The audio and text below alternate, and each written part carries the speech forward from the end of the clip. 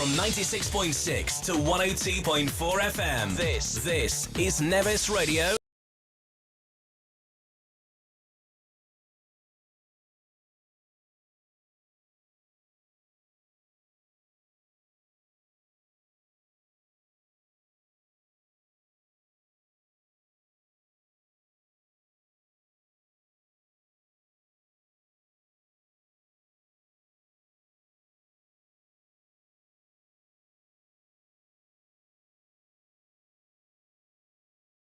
His blessing to the world, to the whole world, on that Easter morning. So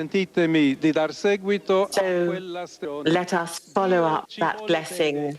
The King's urged the country to rededicate itself to the cause of freedom in a VE Day address. The speech echoed his grandfather's radio message exactly 80 years earlier. The Prime Minister insists a trade deal with Donald Trump doesn't mean choosing the US over the European Union. Tariffs will be removed on British steel and aluminium in exchange for greater access by American agriculture. There's been a small increase in footfall in shops. Figures across high streets were up 0.2% in March and April compared to last year. Blake Lively is reportedly prepared to testify in court in her trial against Justin Baldoni.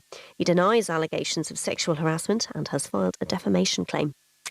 There's guaranteed to be an English name on the Europa League trophy. Manchester United eased into the final with a 7-1 aggregate victory over Athletic Bilbao, while Tottenham were 5-1 winners overall in their semi-final with Norwegian side Bodo Glimt. Both teams have struggled in the Premier League this season, but Spurs' Balsanj Postecoglou says that's irrelevant. Why is that important when if it's so easy to get to a final? Then why doesn't everyone who finishes in the top three do it? I mean, it's a separate thing. It's got nothing to do with league form. Chelsea are into the Conference League final after beating Djurgården 5-1 on aggregate. That's the latest. I'm Faye Rowlands.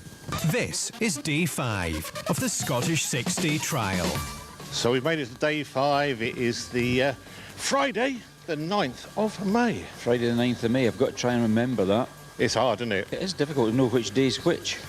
And we are down in Parc Fermé, a very sunny Parc Fermé on this Friday. It's a lovely morning. I took a picture this morning for social media, and there's a little line of mist on the Tresleg Hill, is it? Yep. Across there. Yep. And I was showing it to Ruth in the breakfast room this morning. She thought it was a fantastic picture. And yeah, it's really nice. There's hardly a cloud in the sky apart from the little wisps of mist on the hills this morning. It's rather nice. I'm John Welly, you're John Moffat. I certainly am. Very good morning to you, John. Thank you very much. Good morning to Simon Abley back at the studio. Good morning. How are you doing? Struggling. Oh, don't start that. We've had that all week. I know. I don't know why. I just decided this week would be a good week to get ill, and it's not pleasant. It's the way it goes. In the outside broadcast trailer, sponsored by Thistle Access, we have got Dan the man. He's not too well either. No, apparently Poor the not. old team. I'm keeping away from all these. I'm going to keep away, yeah. Keep a distance. And Robbie on camera today. Yep. Is the plan, I think. It's not That's quite it. Short team today, but we'll work on that one. Short team. And so we're down here right through until tomorrow afternoon, around about 12, half 12, when the last rider leaves Parc Fermé. Parc Fermé, that's right. And if you're wondering where we are, we sort of each and every morning we've gone sort of somewhere slightly different within the area. Yeah. And we're sort of where the start ramp is and the secretary's cabin is. To give a flavour of what it's like down in Parc Fermé during the week, and obviously on the Sunday it's slightly different because there's a lot going on, people milling around and chatting and socialising. But as it goes through the week, it gets a little bit quieter. But obviously, there's a lot of infrastructure here. They've got an event office that gets craned in off a lorry. It's one of these porta-cabin type things, and fully glazed, and that allows the secretariat of the trial to work in the Parc Fermé, whereas before they used to work up at the trial HQ up at the Ben Nevis Hotel. And they put the results up each day, and it's a sort of nerve centre for the event. The results are going up as we speak from yesterday's, so Yeah. that's been put up by one of the team in there. Yeah, the day On that, actually, I'm going to ask it early because I figured I don't know what times people are going today. Do you reckon between today and tomorrow you can have a chat with this Adam Raga? Yeah, we're planning to have a chat with number 183 Adam Raga today, if we can. I think he's I think he's an earlier number, to be quite honest. He must, well, no, maybe not. He might be a late number, going by the numbers. So we might get a chance to speak to him. I don't know, but of course, we shut down at 11 o'clock. He might be beyond that. It's all down to the timing of things, because we're live from 7 till 11. And if the riders don't come into the Parc Fermé till about 11 o'clock to start, you miss them because we're off air, you see. And it's catching them at the right time, I guess, as well, because I say, yes, like yesterday, they were keen to get on with their machines. We're doing those interviews, but they've only got 15 minutes once they pass these magical red gates, because they don't go past there until they're called forward, basically, which Robbie's looking at now. I'm on telly. That's right. Hey, Dad, I'm on telly. I can see myself. That's a bit scary. But this is where it sort of happens. And this area which we're standing in right now gets very, very busy, because you've got the competitors, you've got the supporters, you've got the mechanics. It gets a bit hectic in this area. Yeah, that's right. And yesterday we had a good chat with Danny Butler and Stu Day about the more modern way of communicating trials to the open world, worldwide. It's an instant situation that we have.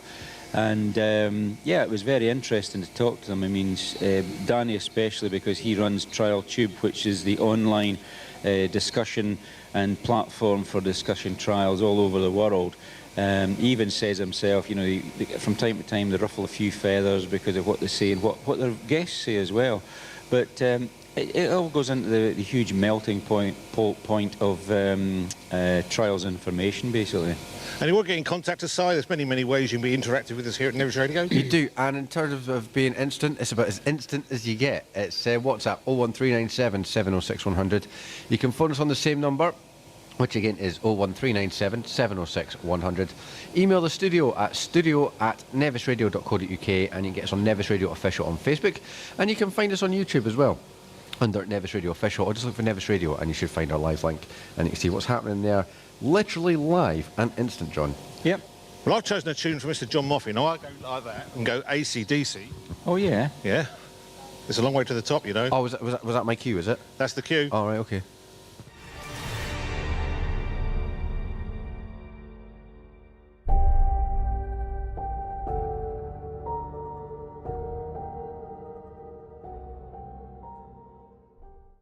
For the players. I'm Emma, and I'd like to tell you about a great day out in Fort William. Here at the Highland Soap Company, we make organic soap and skincare products. You'll find us in hotels and gift shops across the country and even worldwide. Come and visit us and see how it's all made. We have a beautiful shop, and our lovely larder cafe makes delicious lunches, coffees and cakes. Set in 6 acres of parkland beside a ruined castle with views across Ben Nevis. It's a wonderful day out for family and friends. I hope to see you very soon.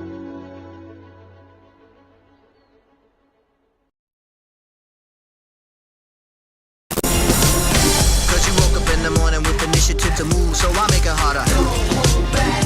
Think about it, so many people do be cool and look smooth. The world time has come to. Look how far we've come, simply by taking it one step at a time. Oh, I'm willing to do anything if I have you.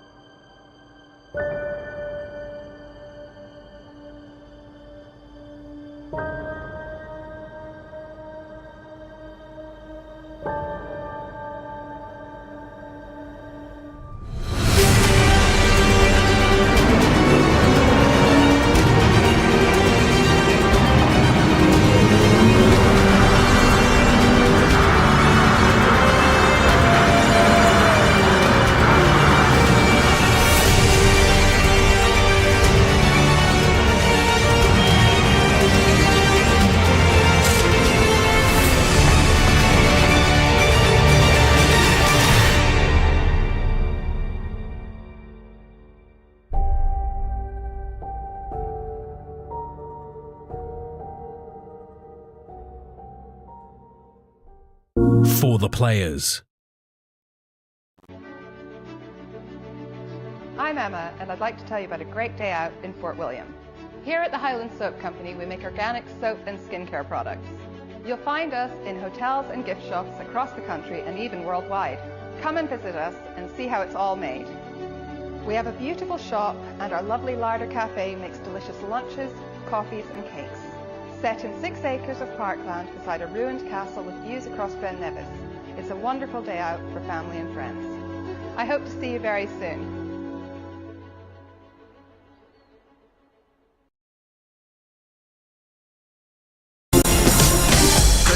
In the morning with initiative to move, so I make it harder. Don't hold back. Think about it, so many people do be cool and look smooth. The world time has come to. Look how far we've come, simply by taking it one step at a time.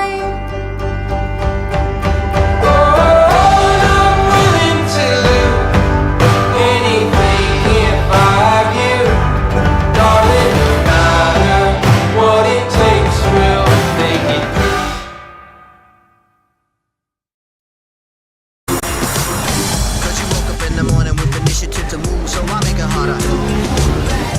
Think about it, so many people do be cool and look smooth. The world time has come to.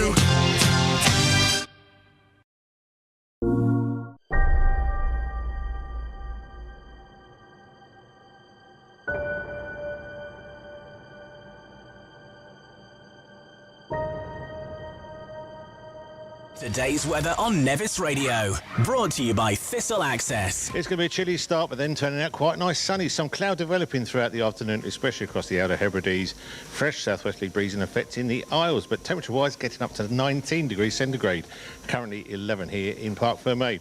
Tonight's going to be warm and dry, apparently, with some evening sunshine, clear skies, possible frost again early morning, dropping down to just 4 degrees centigrade. That was today's weather on Nevis Radio, brought to you by Thistle Access. The Scottish 6-Day Trial on Nevis Radio, sponsored by Michelin and Gavin Cairns Rough Casting. Oh, he stuck in another little thing at the end there. We don't normally do that. Threw you out, did you? Yeah, threw me out. Michelin tyres, thank you very much. Gavin Cairns Rough Casting, thank you very much. Coombes West, thank you very much. Thistle Access, thank you, Charles Guru, for you being here. Thank you very much for having me. Two tyres, thank you. And Nevis Bakery, shortbread, thank you. And Gallery in the Fort, Julian Sloan, thank you. Yeah. Thanks to all our sponsors. Thank you, thank you, thank you. You'll probably tell me I'll miss something off in a minute, but I think that's what we're at. No, I think you got it wrong. So it is a very nice sunny day. We've moved back into the sort of studio. Bit cooler area in here, isn't it? Yeah, Robbie's out there getting some lovely images of bikes. Certainly is. All nicely parked in their rightful places. Yeah, and I've got a wee apology to make. I was speaking to Duncan Wood, one of the Scorpa supporters, Sport Guru dealer in Scotland, and he said, "Why did you say that Andrew Anderson #1 was out?" I said, "Well, his bike was parked." "Yeah, you said it on the radio." I said, "Yeah." Well, apparently, because they changed the way they lay the bikes out, the first couple of numbers, I think it was the first 18, were parked against the Ferguson transport trailer, and that's where they used to put the retirals every night or every morning or whatever. And I counted them out as 18 bikes were out on the first day, or after the first day. And that you were wrong. I was wrong, yeah. I stand to be corrected, which is fine. And basically, these riders weren't actually taken out. David Green, one of your presenters, said to me, "There's only 7 retired so far, but you said there was 18. Why?" I said, "Well, I counted them." Yeah. But I was counting the first 18 bikes, as it turns out. I didn't realise they were actually in number order. I did wonder why 1 and 2 had gone out, but however, they didn't. So apologies to Andy Anderson and anybody else that maybe thought they had been excluded from the trial, although they'll check in the official results. Obviously that wasn't the case. But I've got my head round it now, because Gary London, or Gary Matthews, he's changed the way that they lay the bikes out, and he was talking to us yesterday about that and ways of enhancing that. I suggested maybe a sponsor come in and made up, better number boards for the bikes, and he's talking about maybe discs on the ground in the future, maybe so that your bike comes in. Now, the International 6 Days Trial used to do that. In fact, in Isle of Man, they had slab stones, these stones you walk on in the back of your patios. These were laid down and the numbers were put on them, so that every night the bike came in, centre stand went on that, bike went on it, parked them up, so they didn't sink into the ground. But in a car park, obviously, there's no chance of them sinking. So just moving things on a little bit and enhancing things, isn't it? It'd be nice to be sitting on AstroTurf, wouldn't it? It'd be a lovely thing to have across here right now. Oh, it would look picturesque. It'd be lovely. Yeah. Little pond in the middle with a fountain. Yeah, something like that. Maybe we could get that sorted out for next year. It'd be lovely. Yeah, set decoration. That's I think maybe you've gone too far with the grass. I'll go for the red carpet then. Red carpet. It'd be nice to have your feet on carpet. That'd be quite nice. Talking about red carpets, we've got Steve Saunders coming in at about 9:30 today. Yep. I've got to go and pick him up at 15:15, bring his stand up for the TRRS machine, and we'll be looking at that today. Yesterday we looked at gas with Jack Lee, and the day before that it was Beta with John Lampkin. And have I had anybody else? Sherco. Oh, Sherco, of course, with Sherco with Charlotte Brown from AG Bikes in Richmond. So, yeah, we're doing a bike a day if we can, and today's featured machine is the TRRS, built by a factory, obviously, but run by former world champion Jordi Tarras, who ushered round event leader this year, Adam Raga, in 1999 when they both rode gas. 16.5 minutes past 7. There's a lot of things happening, and it is all sort of winged to a certain extent, but we have got people coming along. We've got your mate from the Isle of Wight, Wulfy. Oh, Wulfy, yeah, he'll be coming in today. He's coming in today as well. Big Chief Riding Hood, I called him on the social network this morning because he was doing a little bit to camera, but he was wearing an Indian chief's hat or whatever, so Wulfy's quite an entertaining guy. But he also brings along with him a bit of a seriousness in that he has a lot of stats and things at his fingertips. He obviously takes time to look at things and analyse them, which I find not daunting, but just I don't have an awful lot of time to do that nowadays. First rider away 7:30, who's that going to be? 193, which is Duncan Hutchison from Lochinver up north in Scotland. He's on a beta, I think, and he's first man away. And we don't think we can get that chat in with, what's his name? Adam Raga. Adam Raga, yeah. No, I think we'll miss, we'll unfortunately miss Adam today because of his numbers. He doesn't come in, he's one of the late riders, or later riders out today, and I don't think he'll be in before the 11 o'clock shutdown. We were very fortunate yesterday to get Nick Jeffries on. Yeah. One or two people might not realise the significance of Nick Jeffries in trials. Apart from being a very, very competent rider, very, very good road racer and a technical man with it in the Isle of Man. I mean, a winner of the TT, winner of the Manx Grand Prix. His late father, the great Alan Jeffries, was a Triumph and Scott Works rider, and he won the Scottish 6 Days trial pre-war.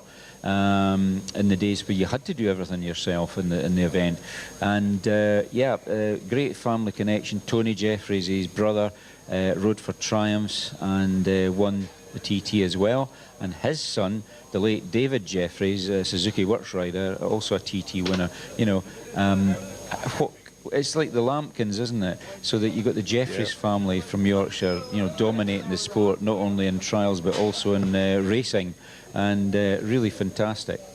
A note for you, an official notice from the Secretary. Apparently it's been a bit of a incident. Well, while you're reading that, I just want to say good morning to Jack down in Dorset, who's watching every morning this week before school. So have a good day at school, and I'm glad you're enjoying the coverage. Okay. Do you want me to read this? Yeah.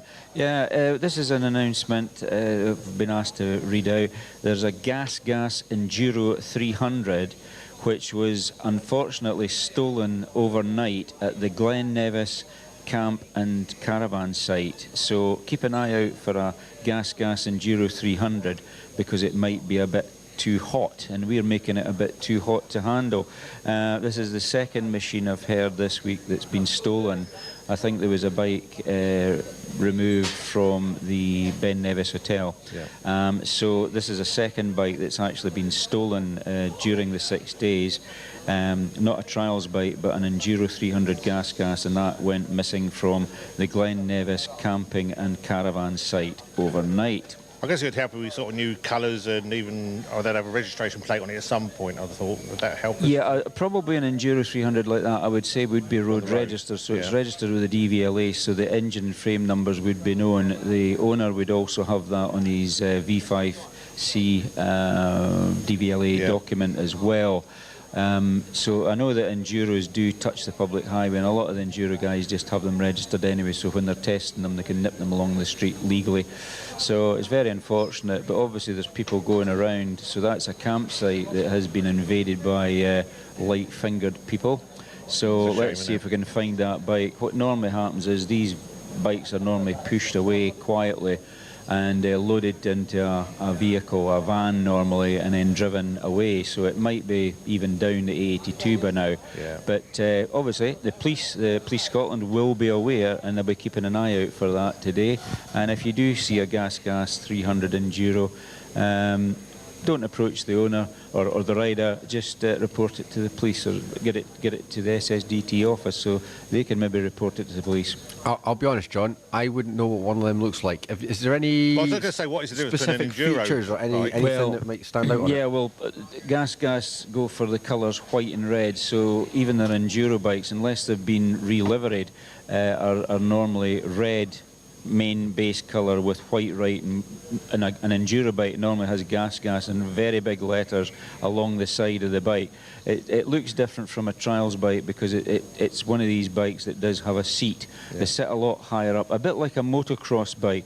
The bikes that you see on the adverts from Michelin that they're jumping, these are motocross bikes, and the enduro bikes are very, very much based on the motocross models but with different gear ratios. So they sit higher, they've got the handlebars are just slightly higher than a trials bike. They've got knobbly tyres on them, and an off-road bike, but they're normally more noticeable than a trials bike. A trials bike is physically smaller than an enduro bike, and the seat is normally level with the steering head and the tip of the rear mudguard. So they do have a bit more area, where obviously the manufacturers colour that bit in with graphics, and normally they've got gas and white lettering along both sides. So if a bike hasn't been messed about with, i.e. the owner hasn't changed the graphics, that's what you're looking for. A red bike with white writing on it. I'm going to put it out there, but you're not going to see anybody riding. As you say, it's gone on the back of a van, and it's going to be many, many miles away from now, I guess. Or unless it's somebody just going for a joyride. Unless somebody's taking it for a joyride, or decided to crank it up once they get out of the way and ride it away. So because you don't have ignition keys or anything like that, so anybody can start these bikes, can't they? Yeah, that's probably correct. Although I've got an Enduro KTM and it's got an ignition key in it, so I don't know. It's not a pure Enduro bike. No. It's more an on-off dual sport bike. So it depends if it's a two-stroke or a four-stroke. I think it's probably an Enduro 300 is more likely to be a two-stroke, so it wouldn't need an ignition key. But you never know, people might just see it. I mean, it's happened before. Years ago in the Scottish, there was a couple of bikes nicked from the Ben Nevis Hotel when it was called the Milton Hotel, and the bikes ended up in the central part of Great Britain, and there was an off-duty policeman who suspected a local lad of something naughty, and he looked in the back of the van and he saw two bikes lying on their sides in the van, and they recovered it. One was a 500T Norton of the late Jack Quigg, and they got the bikes back, which was good.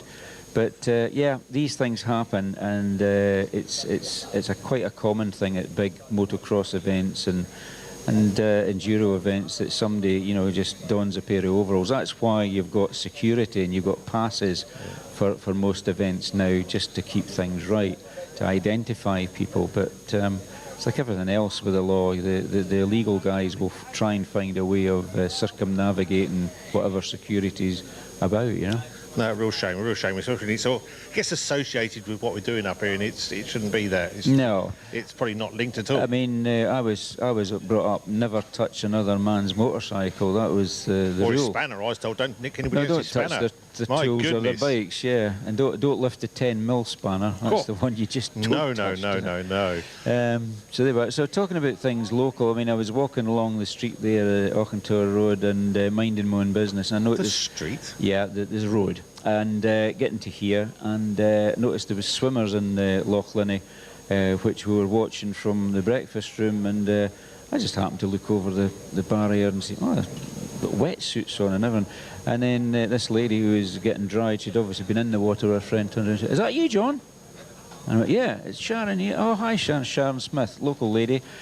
She actually broke her ankle about the same time as my wife last year, so we know her through the Cancer Research Shop, through John McGregor, and on social media. So she's been out in the loch this morning at the back of 6 having a swim. Wild water swimming. That's it, wild water swimming. Very popular in Scotland, especially in the lochs. Sort of thing you do? No, I don't partake of that. I'm very much a swimming pool sort of a chap. Yeah. Tepid water. I'm just frightened that Nessie breaks free through the Caledonian Canal, comes into Loch Linnhe. I go out there in the first attempt and get eaten by a Loch Ness monster. I got invited to have a go. Did you? Yeah, I got up to my knees and thought, this is far too cold for me, and that was it. Oh, well, there you are. It's invigorating. It's good for the blood flow, I believe. I had other words in my head, to be honest. I'm sure Mr. Sedgwick will tell you that it's very good for you because he's a specialist in these sort of things. But he'll be having his morning swim anyway, but he does it in the pool. I think he would he does have a regular swim. morning, yeah. But my concern is, you know, that the Loch Ness monster, if it was to break free from the confines of the deep water Loch Ness, I'd be in trouble. Is it worth trying to get a chat with the first riders away, see how they're going? So you've got to see you have a chat with the Loch Ness monster. No, we could do that as well. And get the first Robbie's guy. out there right now. Yeah, will I get him? But they're fettling right outside in Parc Fermé right now. Robbie's out there. Yeah.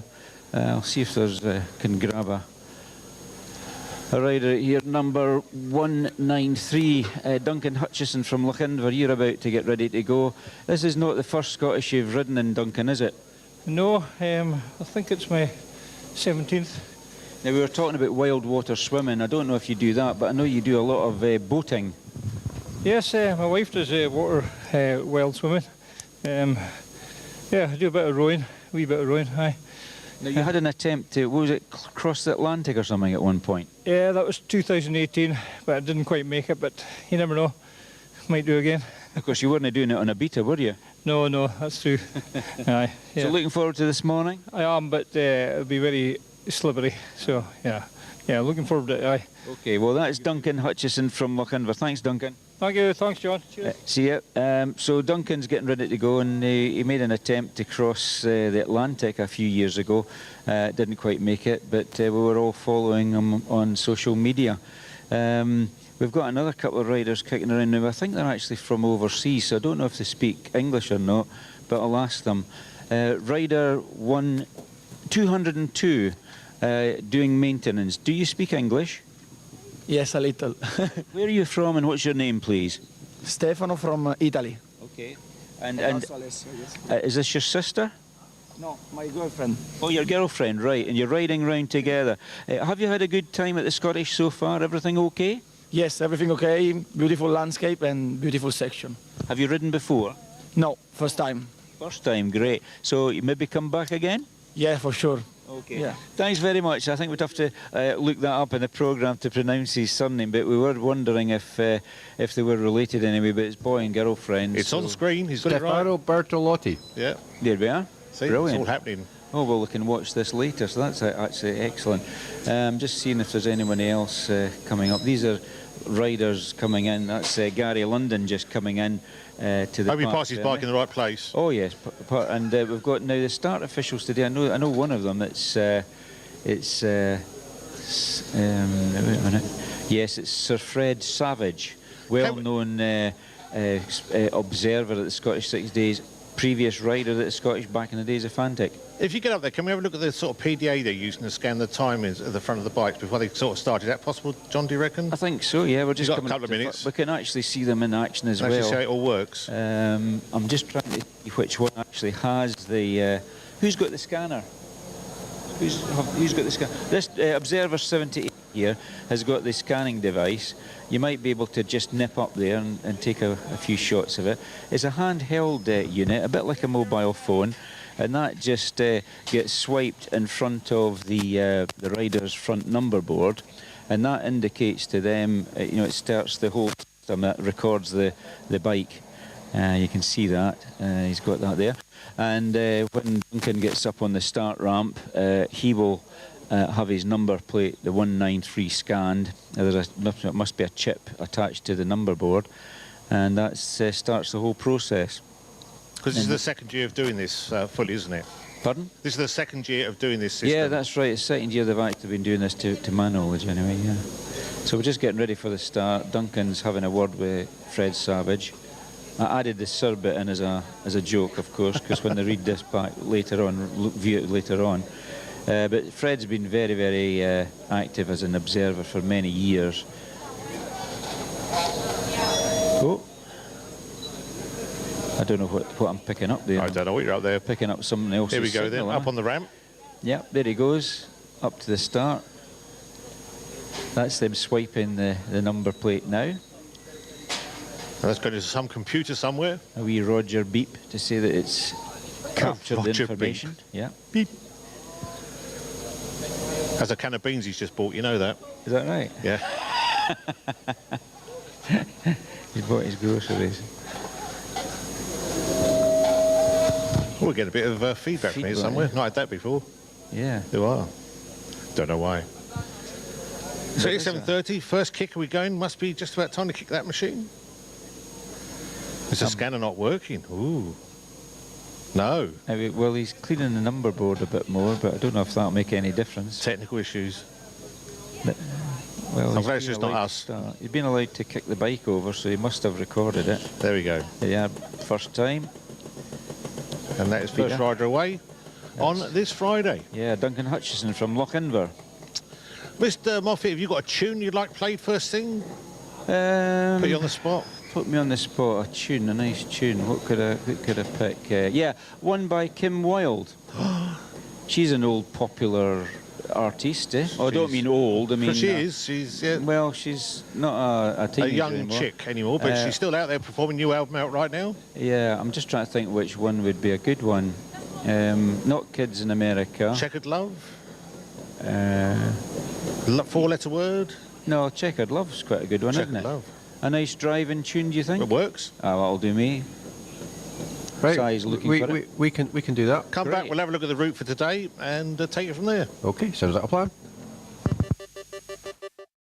Cause you woke up in the morning with initiative to move, so I make it harder. Don't hold back. Think about it, so many people do be cool and look smooth. The world time has come to. Look how far we've come, simply by taking it one step at a time. Oh, I'm willing to do anything if I have you, darling. No matter what it takes, we'll make it through.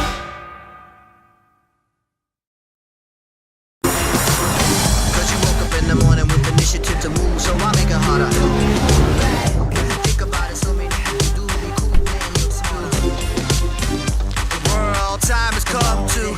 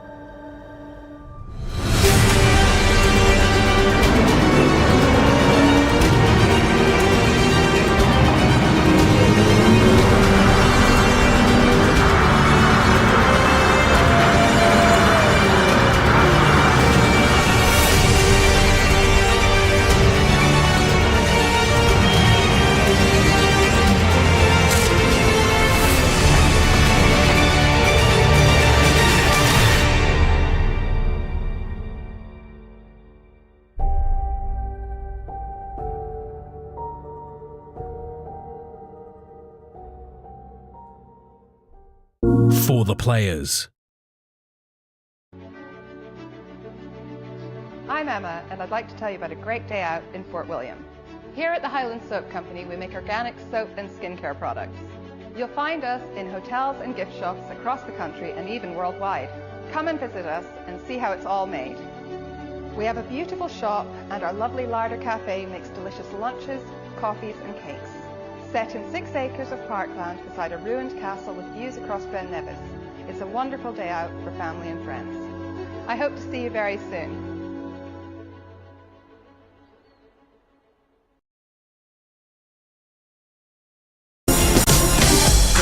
In the morning with initiative to move, so I make it harder. Hold back.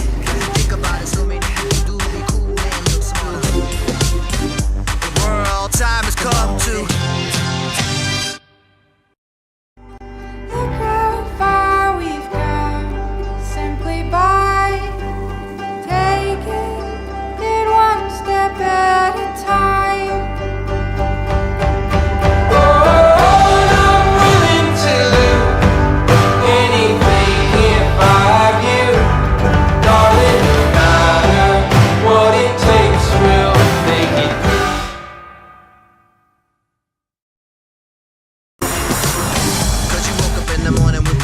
To move, so I make it harder. Think about it, so many people do be cool and look smooth. The world time has come to.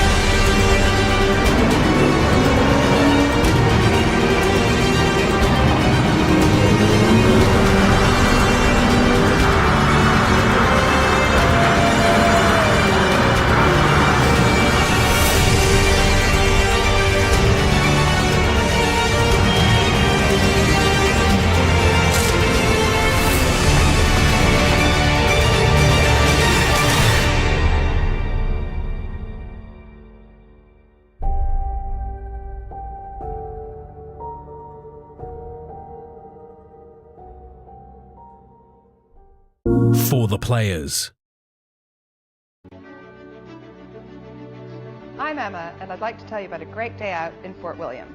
Here at the Highland Soap Company, we make organic soap and skincare products. This is day 5 of the Scottish 6-day trial. Day 5, Kim Wilde is 64 years young, if you wanted to know. Well, she's only 3 years younger than me, but that figures because, you know, when you remember her at the top of her game, she was Ricky Wilde's sister and Marty Wilde's daughter. Yep, still performing with Ricky, go round there, he's part of their team. That's right. I think the real name was Smith, wasn't it? Yeah, Marty's still doing well. Yeah, and the reason Marty Wilde was called Marty Wilde because his manager was the same manager as Billy Fury. So Billy Fury, Marty Wilde. It was all a stage name. And we were talking about the pop group Propaganda the other day, and of course that's all to do with advertising, basically, isn't it? Propaganda. There was even a propaganda trial, but unfortunately in the Second World War, which we celebrated VE Day yesterday, didn't we? That got a bad name in the 1930s and 1940s, but yeah, it's making a kind of resurgence now. Propaganda is a way of getting information out, basically, isn't it? It is indeed, and Kim Wilde sung me Happy Birthday once in the style of Marilyn Monroe. Is that right? Like, yeah, no, honestly, I've got it recorded at home somewhere. Brilliant. Absolutely brilliant. I did an interview with her. It's actually on my birthday, and she just did this very seductive Brilliant. Happy Birthday. Yeah. There you can see claim to fame. Great. You have the map in front of you with today's route on it. Yeah, we've got the map in front of us, and obviously maps are available in the official programme. There's probably a few of them still available for sale, £5. But today, Friday the 9th of May, the 5th day of the Scottish 6 Days Trial 2023, the first 3 sections at Group A are at Sleach, which is out towards Kinlochleven on the old Mamor Road, but that's not accessible for the public, not easily got to. And Upper Mamor, up above the village itself, there's 3 sections there. First riders there at 8:25. The first one that's spectator friendly is well, quite an established section now called Corrie Moorher, and that's got 3 sections there. The first rider's there at 8:40. It's quite near to the pipeline sections, or the pipeline group of sections up there. And then the riders take off down and link onto the 82, and they pick up what we used to call the White Corries chairlift, which I don't know if it's called Glencoe Mountain Resort now, something like that. And that's chairlift. There's 2 sections there. That'll be a spectator heavy section, I would imagine, today. 9:45 the first rider gets to Group D chairlift. Then along the old military road built by General Wade, they will go to Bauhaus, an old favourite. There's 3 sections there, Group E, and the first rider's there at 10:10 in the morning.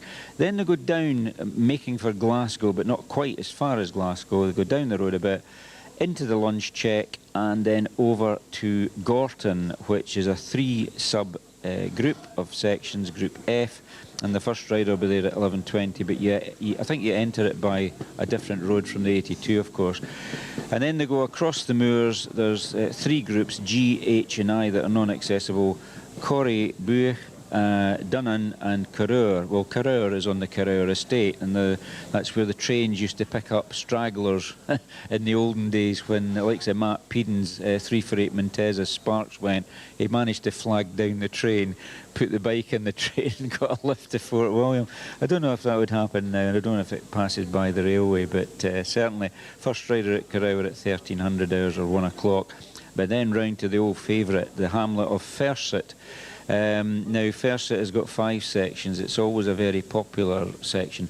Now, there is parking up there. Park sensibly so that people can get in and out. There are people who live at the hamlet of Ferset that have to go about their daily duties. So park sensibly. There's normally a time control up there as well. And it's a walk of about half an hour to 3/4 of an hour, depending on your fitness, from the car park up the farm road or the estate road up onto the hill, and good viewing. And if it's a day like today that it continues into the afternoon, what a place to be, really. There's some cracking images, I'm sure, coming out of there today. Yeah, the scenery up there is second to none, and if you've never been to Ferset, get yourself to Ferset this afternoon, catch the riders up there. There should be good parking up there. The locals up there allow parking, and the big turning area they have where they put the bins down. So, but just be sensible. So that'll be the last group of sections today. That's where I'll be going, because my son will not be out at a time that I can actually follow him down to chairlift today. It just doesn't work that way. So I'll be up at Ferset, but I'll probably just be sitting in the van waiting him coming round, making sure he doesn't need a spare wheel or something, and get back to the finish, hopefully. Wherever you're listening to us from on this day, very warm welcome to Nevis Radio, your own exclusive radio broadcast from the Scottish Estate Chart. Been involved with it for many, many years now. Yeah. And it's a great honour and a privilege to sort of be down here, get the atmosphere, let people know what's happening. And some people, I've got some friends say, oh, 6 Day Trial, I hate it, it brings so much congestion to the area, but it brings so much more to the area as well. Well, we went over the Corn Ferry yesterday, and I spoke to the young lady that was ushering the vehicles down onto the ferry itself, and I said, what's the wait time? And she said, could be about 45 minutes. I thought, Anyway, it was a lot less than that. Once we got onto the ferry, we were away down on the Ardgour area, and it was fine. And even coming back, we didn't sit too long. We were back in time for Stephen coming back to the Parc Fermé. There wasn't any problems. I've not seen a lot of congestion. I mean, everybody seems to park sensibly. In fact, the police moved me on yesterday because I nipped out the van just to see Stephen at Lawdale. And I thought I was off the road, but I was still a wee bit on the road. And but actually, as I got out of the van and started to run up the hill a little bit, there was a big van pulled away from a stopping place, and I could have parked in there. But anyway, when I got a phone call from my wife to say, oh, the police are wanting you to move, I just nipped back down and moved it and spoke to the copper when he was passing on the bike, and he thanked me very much, and off he rode. And it's just a case of that, you know, the police do usher people around. So if everybody does what I do and just comply and make it good, then there's not a problem and people can pass by. But what we did notice was there was a couple of cars went the opposite direction to the trial round by on the Kingairloch estate. But of course, they might not listen to radio. There might be tourists that haven't a clue what this trial is all about.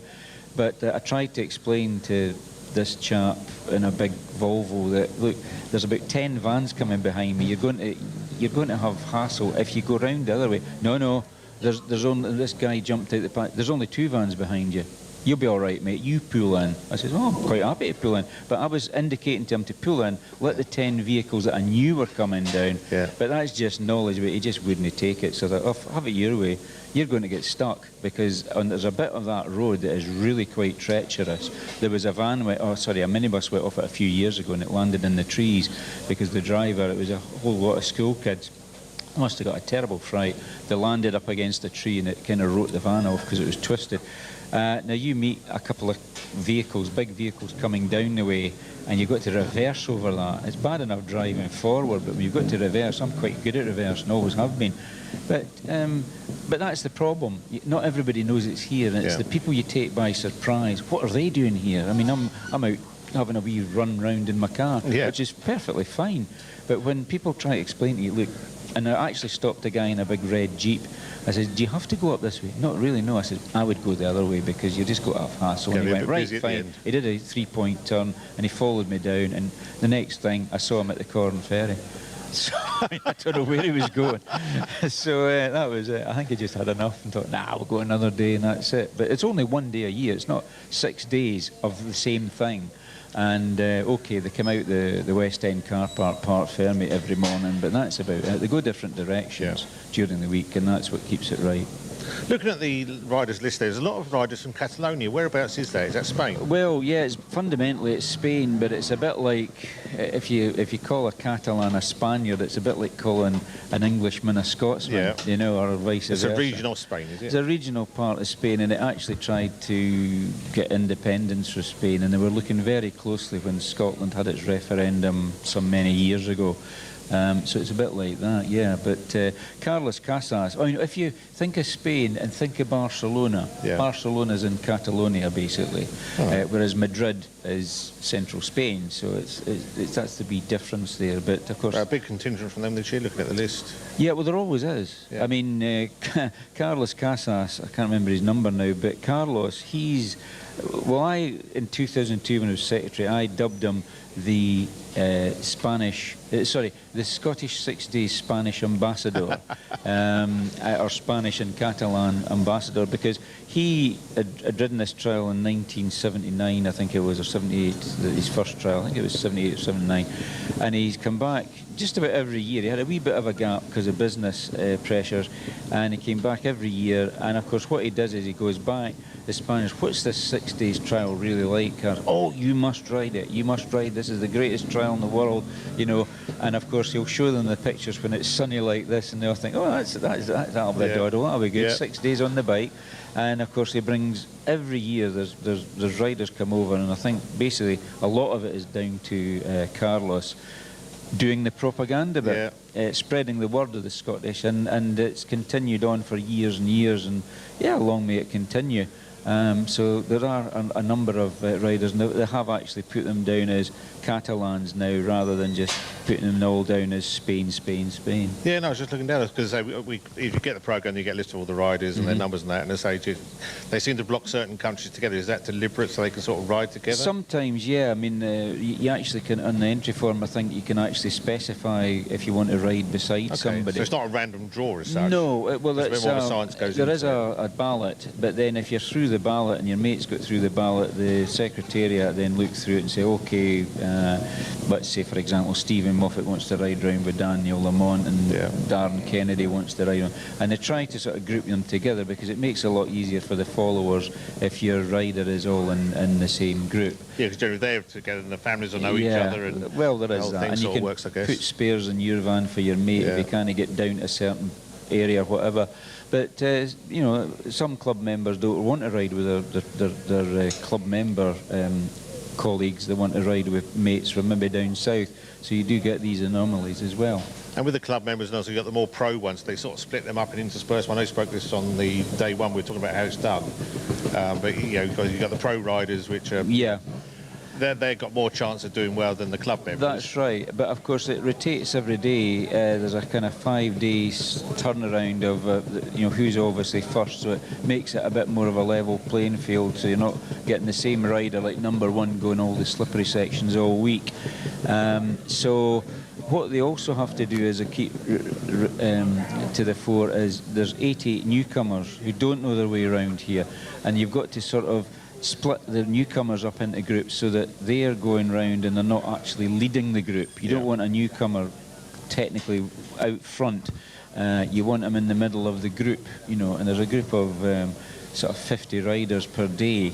And they've got to be interspersed through that 288 overall entry. They've got to be broken up as well. And you're saying going off first, I suppose when you go up these sections, certainly when you've got rocks and that, they've got moss and stuff on them and green stuff. And, yeah, it's the green and I suppose stuff. even the stones settle into certain places, the more people go. Yeah, you might say that the sections are virgin in that respect, and that the slime that's on the rocks that goes with the sunlight and the plant water, life and greenery, plant life, all that, it grows underwater. It's amazing stuff. But whenever a tyre touches it, it spins the tyre. It doesn't quite get grip, and that's why the later runners sometimes or mostly have an easier time, because there's a path being cut through the rocks, and more importantly, there's a bit of the sheen that's on the rocks has been brushed off, and then you get a bit more grip on it. Like laying down rubber on the F1, I guess. Yeah, we've got Same idea. tarmac, you get the rubber on top, it gives you the next rider more grip, or yeah, the driver more whatever. grip. So it's a bit like it's. In fact, in some cases, they actually scrub sections with brooms in club trials if it's too slippery, so everybody has a good chance of it. But it's funny stuff the way it actually grips onto the rocks. I'm sure an ecologist would be able to explain how it actually does that.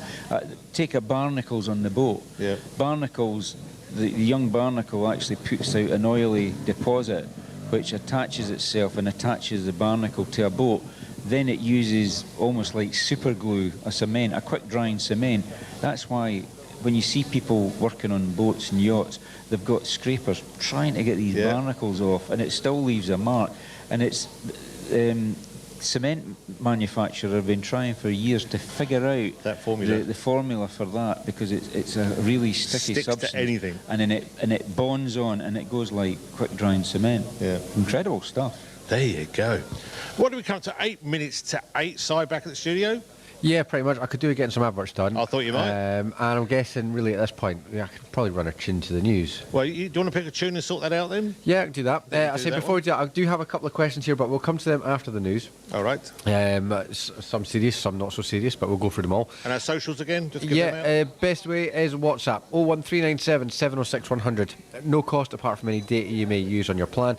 But again, you can phone us on the same number, that's 01397 706 100. Email the studio.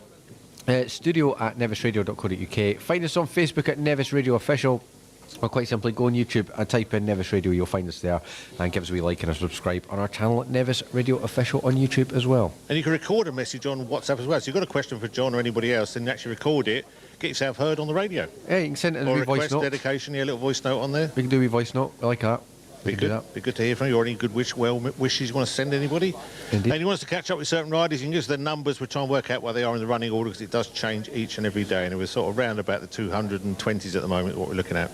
Okay. If anyone knows, you can let us know and we can pass it on. There you go. Right, okay. Well, I guess what we'll do is we'll run some ads, we'll run a tune, that'll take us to 8 o'clock news, and we'll be back after 8 o'clock. Simply by taking it one step at a time. Oh, I'm willing to lose anything if I have you, darling. No matter what it takes, we'll make it through.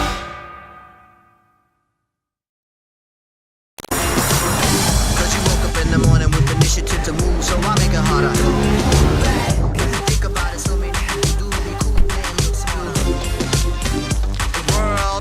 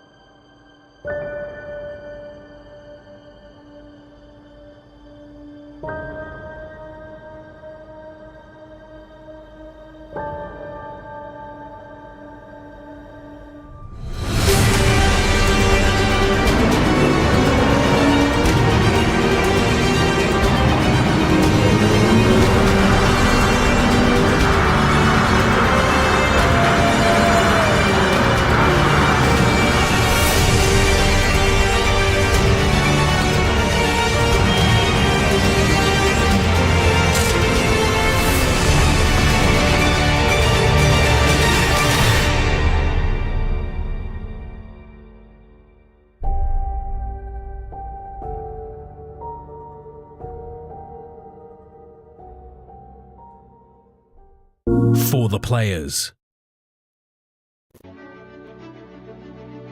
I'm Emma, and I'd like to tell you about a great day out in Fort William. Here at the Highland Soap Company, we make organic soap and skincare products. You'll find us in hotels and gift shops across the country and even worldwide. Come and visit us and see how it's all made. We have a beautiful shop, and our lovely larder cafe makes delicious lunches, coffees and cakes. Set in 6 acres of parkland beside a ruined castle with views across Ben Nevis. It's a wonderful day out for family and friends. I hope to see you very soon.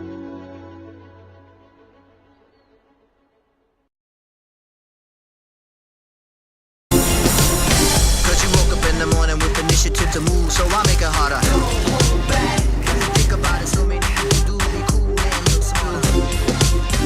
The world time has come to. Look how far we've come, simply by taking it one step at a time.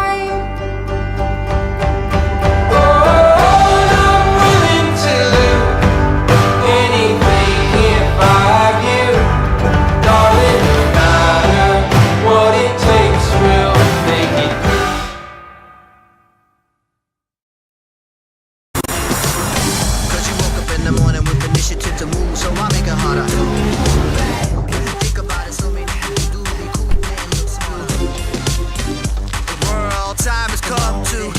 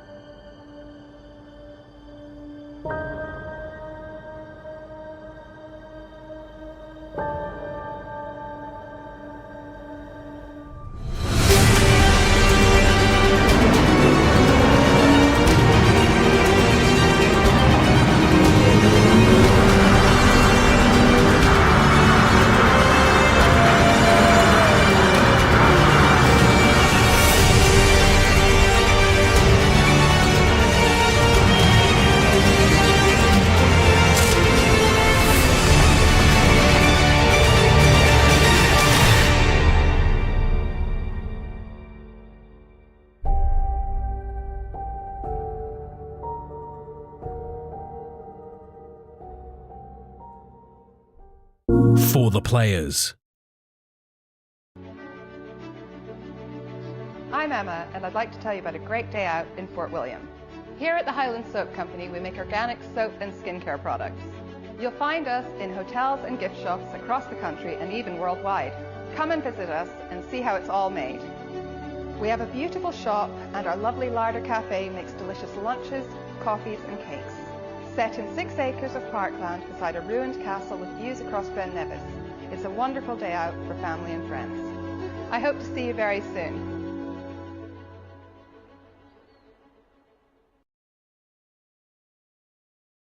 Cause you woke up in the morning with initiative to move, so I make it harder. Hold back, think about it, so many people do be cool and look smart.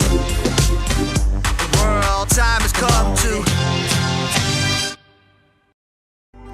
Look how far we've come, simply by taking it one step at a time. Oh, I'm willing to do anything if I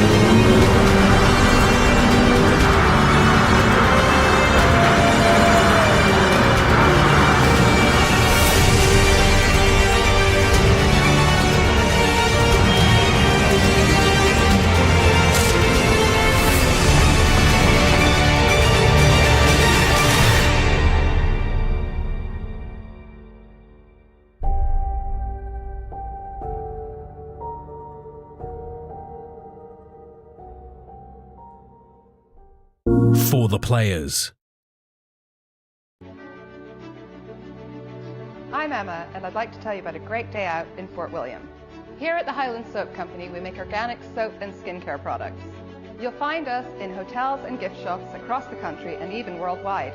Come and visit us and see how it's all made. We have a beautiful shop, and our lovely larder cafe makes delicious lunches, coffees and cakes.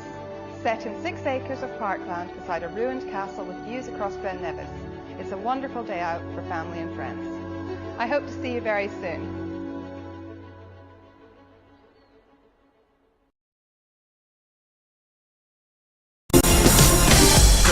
In the morning with initiative to move, so I make it harder. This is day 5 of the Scottish 6-day trial.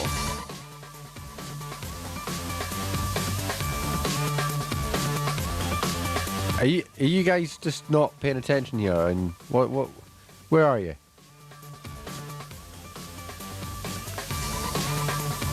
We are live indeed. We were just chatting about past days and how people have sort of perceived Nevis Radio and you know, how production's improved over the last sort of few years. Well, production apart from the last 10 seconds where you left me hanging. Did you? Well, the thing is, I was explaining to John that I'm involved as a kind of coordinator with a large motorcycle show in Scotland, and just the way it works, and people go online and slag it off, something terrible. And then you find out that these people have not attended the show for 10 years. So how are they qualified to say that something is not as good as you would expect for a paying show when they've not actually been to it? I know. It's crazy. Do you know what would be really nice about that show, John? What's that? Paid advert on the radio. Well, it's one of these organisations. They don't just organise the motorcycle show, they organise Truck Fest and Mini Days. Oh, loads of paid adverts on the radio. Oh, a lot of stuff. But the thing is, it's if they had a show in the Fort William area or the Highlands of Scotland, which they don't have at the current time, I think they would actually advertise, because they did actually advertise in local radio in the Edinburgh area before. So yeah, it's a possibility, but everything's sort of connected in that way, and it's difficult to find a fine balance. So if it was something that would be beneficial to them, i.e. more people through the turnstiles at Ingliston, the Royal Highland Centre, then they would do it. There's no two ways about it. It's a commercial show, big manufacturers, and then you've got the bit that I look after, which is the classic clubs, and that's where blood bikes come in. We interviewed them, or John interviewed them on Sunday. I was speaking to Campbell Chatham. He's down in that area, and it's 2 or 3 of his compadres with the blood bikes come along with a car, and normally 2 bikes, normally BMWs or Pan Euros or whatever they're running at the time, and they take a stand, and they get that stand free. The Highland Hall at the Royal Highland Centre, if you know it through the Highland Show, that's the paying area. That's where the manufacturers come in and they pay sizable amounts. Let's just call it a lot of money. I mean, for example, the Ducati had a carpeted area, as most of the manufacturers do, and my colleague Jason, who works for live events, said, not happy with this carpet, look at the wrinkles, and we'll have to get the carpet fitters back and all the rest of it. I said, well, that'll iron now.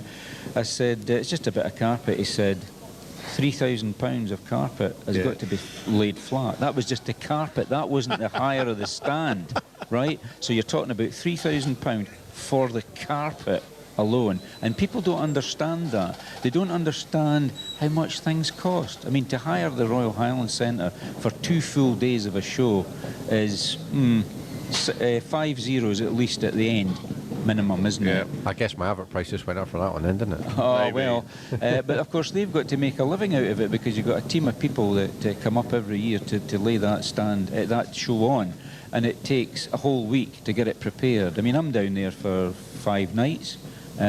Because of the connection with the Lowland Hall, and it's very easy to criticise things online nowadays, isn't it, without actually knowing your facts. Like me, I mean, I've apologised because I didn't know my facts because of the retirals on the Tuesday morning. It is very easy, but I think those involved in events know what's going on. They know it's not easy, it's not cheap, but I think fair play to everyone involved in any kind of scale of event for having the neck to go and try and put it on, really.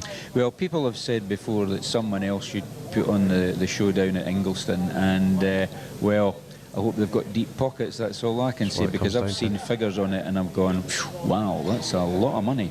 But there we have. But sponsorship and all that always costs a bit of money. I mean, Gavin Cairns, he's a sponsor of this radio programme this week, but he's also sponsoring something like, or supporting 10 riders in total. That begins to rack up a fair bit of dosh. You've got to respect people putting their money where their mouth is, like Gavin. I mean, he's obviously been involved in it, but he's now putting money back into it, and I think, that it's a big thing to do. I mean, it's not a few quid. He's talking about big money, really. You're talking about a lot of money over now. The year. Yeah, every year. And not just us here, but everything else he's involved. He's got a with business, and legitimately he can put that through his advertising. That's why he has photographs preserved of the awnings and the banners, so that he can go to his account and if necessary, prove that money was spent here in Fort William for this radio production this week, because you've got to be so pedantic about things now, because everything's got to be auditable at the end of the day. I mean, Gavin Cairns Rough Casting is a limited liability company, and there's certain rules you've got to keep to with that. And if you're spending money on promotions and advertising, that's acceptable. That's in the HMRC say, well, yeah, people do spend money on advertising to get the name out. The K-Rend brand is now better known because of adverts in the Scottish 6 Days. He's a sponsor of the Scottish 6 Days trial. I think it's Saturday is his day that he's taken up, and so on and so forth. So that's basically how it works. You've got to do it the right way. And Nevis Radio, if you're wondering, we are a charity, although we are a limited company as well. So a limited company out on a guarantee, but also a registered charity within Scotland. Yeah. And all the money we sort of put in, we're volunteers. Si's the only paid member of staff. We've got everybody behind the scenes on the board. Whatever they're involved with, they're all volunteers. So we're not getting wages. Charities come under greater scrutiny, don't they? They do include under our friends Oscar. Yeah. OSCR. And it's an interesting radio station. It's quite niche. You've got obviously broadcast to a huge area, and once we get on board with Oban, I mean that takes us right down to the west coast. I believe it should make us one of the geographically largest stations in the UK, independent stations. That area. I think we still broadcast one of the biggest areas in Europe. I know it sounds strange, not number-wise, but actually area. Yeah, ground mass. Yeah. We broadcast a lot of sheep and cattle, and they love the shows we do. But it's because, and we're very unique. We've got so many different transmission sites. We're up to 3 at the moment. 4 will be open, won't it? No, that'll be number 5. 5 will be open with transmitters. It's almost like a little state in its little own, network, isn't it? Yeah. And you get people down south saying, how can they do this? Because, I mean, Ofcom are very strict on what they let happen. Oh, yeah. Right. But geographically, we got these different sites to get different signals. That's why we got so many frequencies, which are, Si?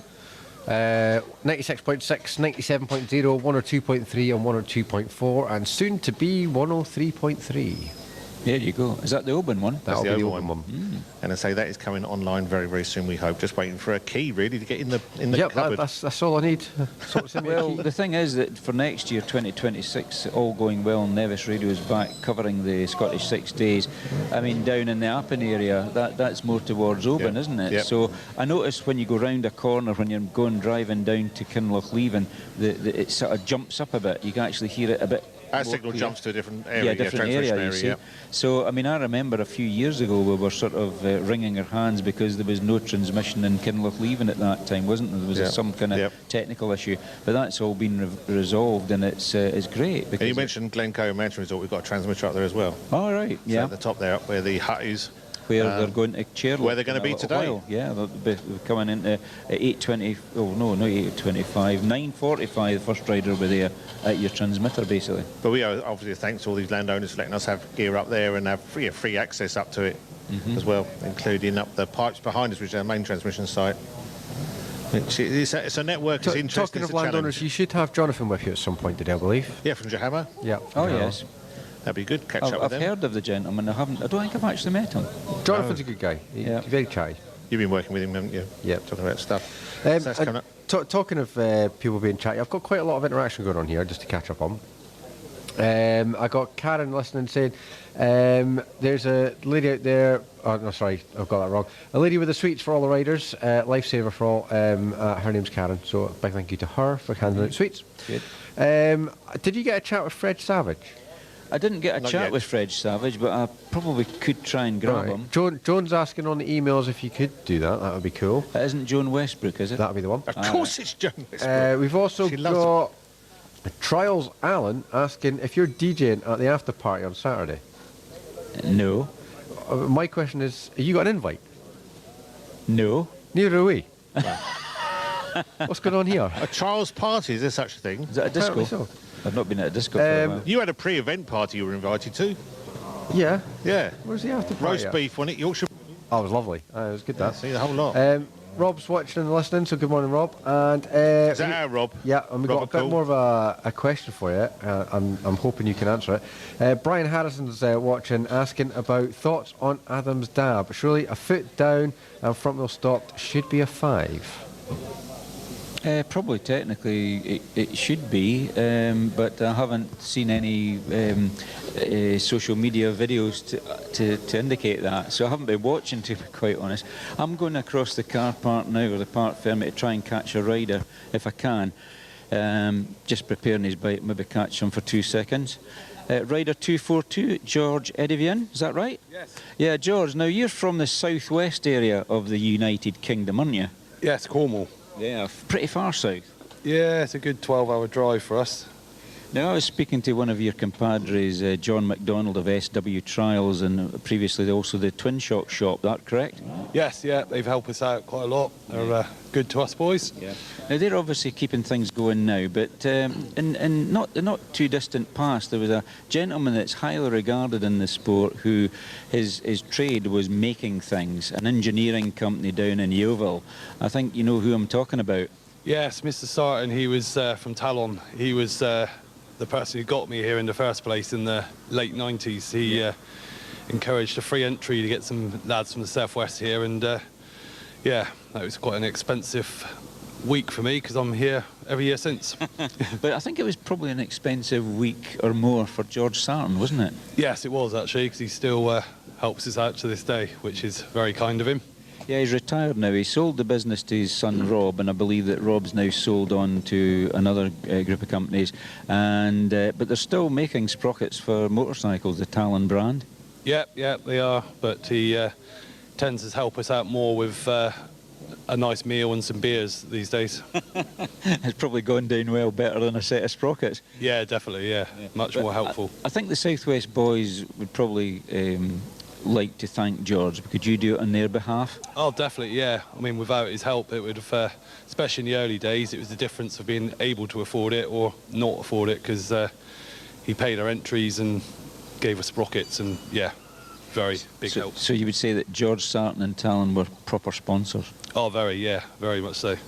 We've just been speaking about that, so I thought I'd grab you and get a chat with you today. And oh, there's Shirty going past there. He's used Talon sprockets all his life, no doubt. Yeah, I'm sure he has. Most people have, to be fair. They're the best. Yeah. Factory fitted as well. Yep, yeah. Anyway, George, I'll let you get on with your maintenance, and we'll hopefully see you around today. Yep, hopefully. Yep. We're getting there. Thank you very much. 242 George Edivian from the southwest area of Great Britain, and right down the map, probably at the opposite corner of the country from Fort William, I would say.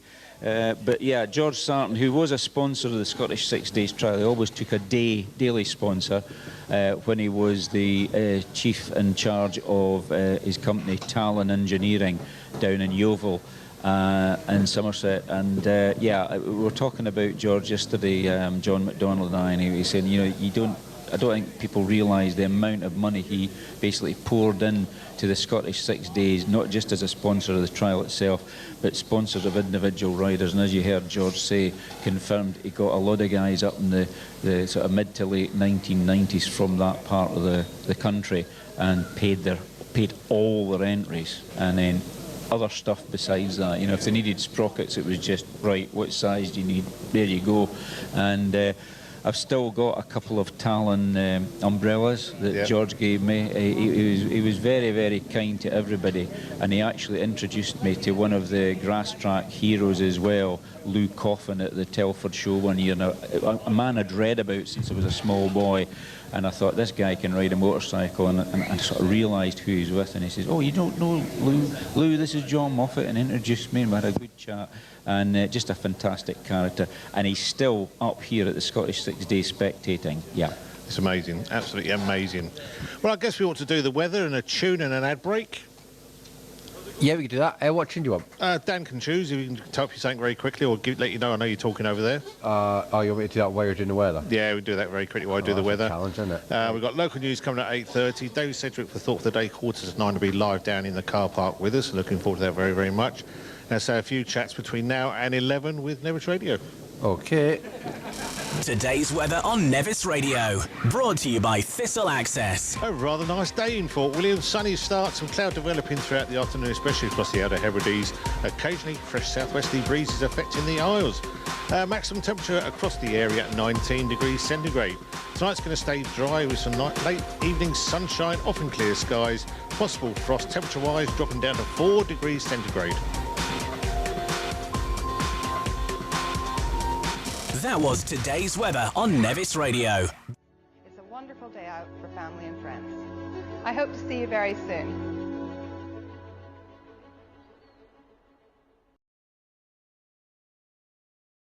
Cause you woke up in the morning with initiative to move, so I make it harder. Hold back. Think about it, so many things do be cool and look smart. The world time has come to.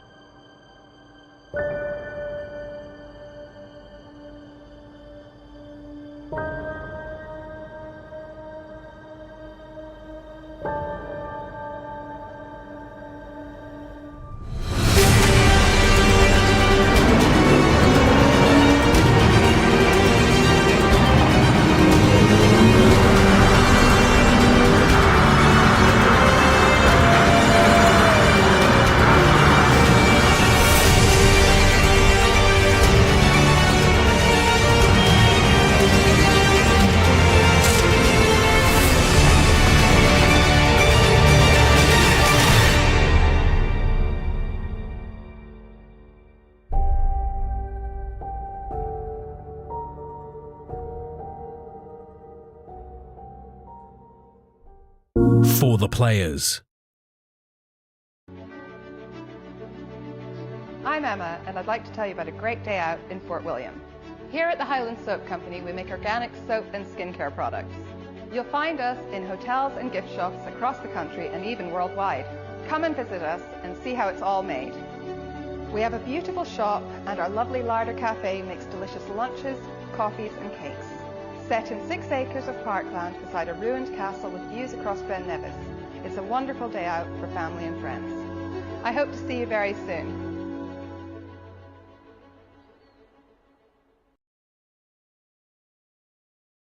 Cause you woke up in the morning with initiative to move, so I make it harder. Hold back. Think about it, so many things do be cool and look smart. The world time has come to.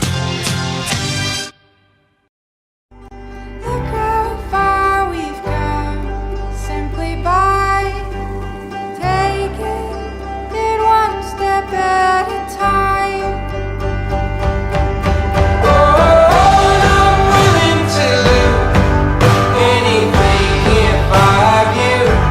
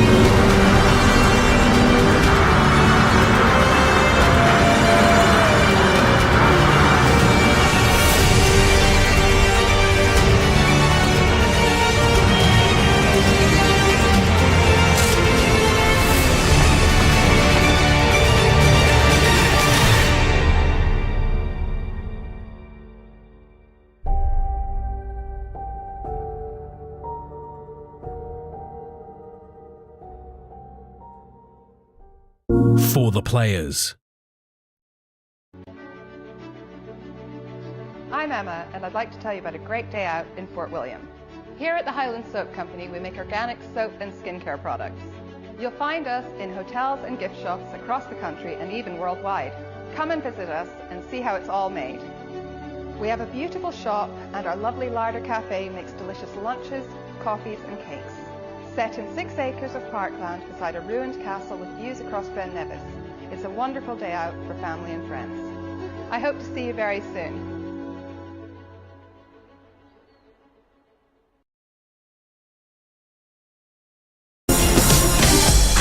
In the morning with initiative to move, so I make it harder. Don't hold back. Think about it, so many things do be cool and look smooth. The world time has come to. Look how far we've come, simply by taking it one step at a time.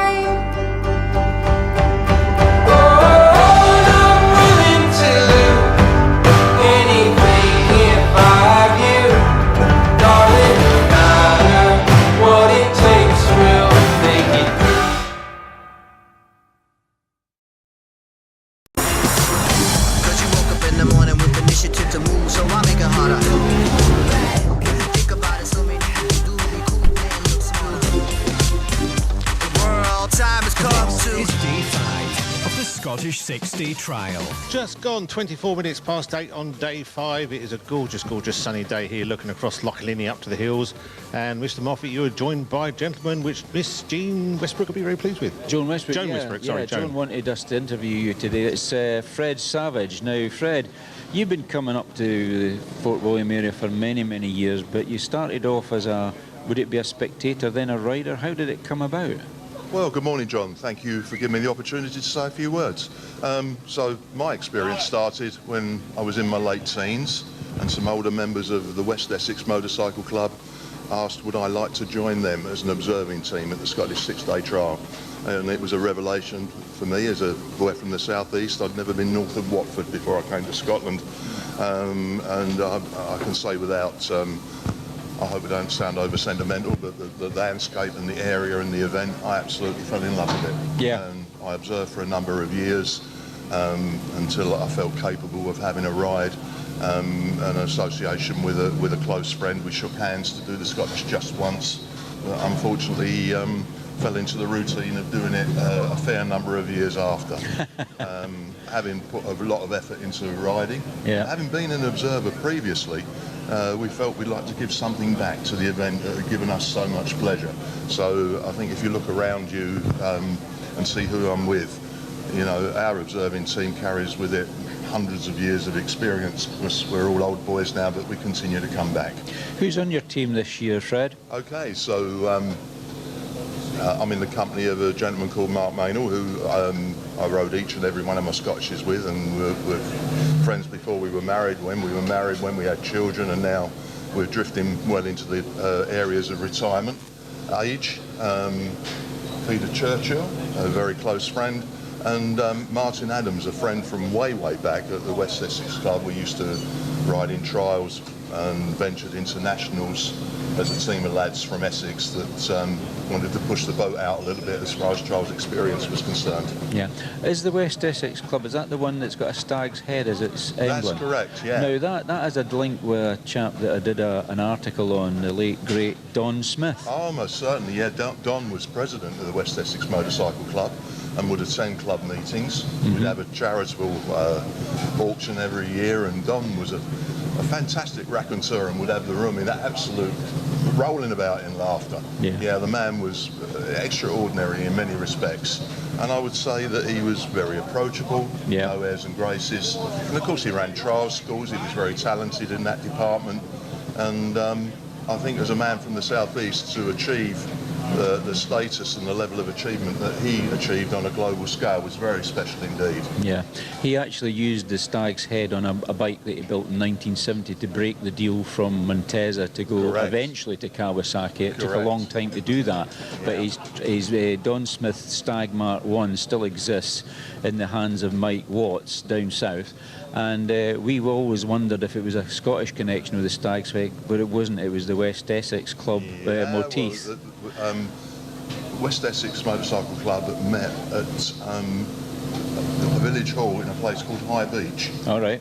And that's in Epping Forest. Ah, right. It's the place where the first ever speedway competition took place. Historically, I'm told that. I mean, Right.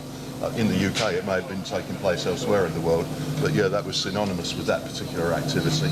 Yeah. So yeah, it had quite a motorcycling legacy, shall we say. Brilliant. Now, we had an old friend who sadly passed away at an early age, who was on the teams with you, Munch. Ah, Mickey Gallagher, done. So, extremely close friends. I don't come to Scotland or many other places for that matter without thinking of him. So well associated with our family that our sons called him Uncle. Yeah. And I've been very close to Mick's friend Ross over the years. And great fun. Great fun and much greatly lamented, much missed. Yeah, and that's what it's all about. You come year after year, you've been as an observer, a rider, and then back to observer, and now obviously a team leader. And I think Munch was very, very proud of his bib that he had with his number on it. And well, for many years, the number 1 on the observer's bid was excluded from distribution. Yeah. In respect for somebody that put in a lot of time. Mickey had never done the Scottish, something that he regretted. Yeah. But as a self-employed man, you know, just the time, the effort and the investment that it takes probably just slipped through his fingers year after year. Yeah. Many will remember him as to coin your phrase, John, as an absolute Montesa guru and the go-to man if you wanted a special 4RT. And that was his joy and his pleasure, was the engineering side of it. He backmarked the Scot, he backmarked the Scottish, observed at the Scottish, and was very, very well known by the SSDT family, shall we call it, because that's what it becomes at the end of the day. I was very proud to speak at his funeral, and I said he was the highest or the best technician that Honda never had.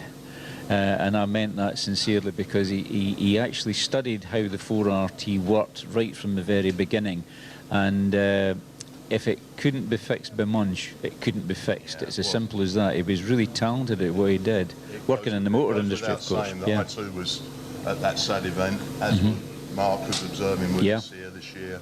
And when you said that, I tried to catch your eye and nod in your direction in recognition of that accolade. Yeah, because his attention to detail and his knowledge of the technology involved in, I think what possibly was the first trials bike with a programmable ECU. That's right. Second to none.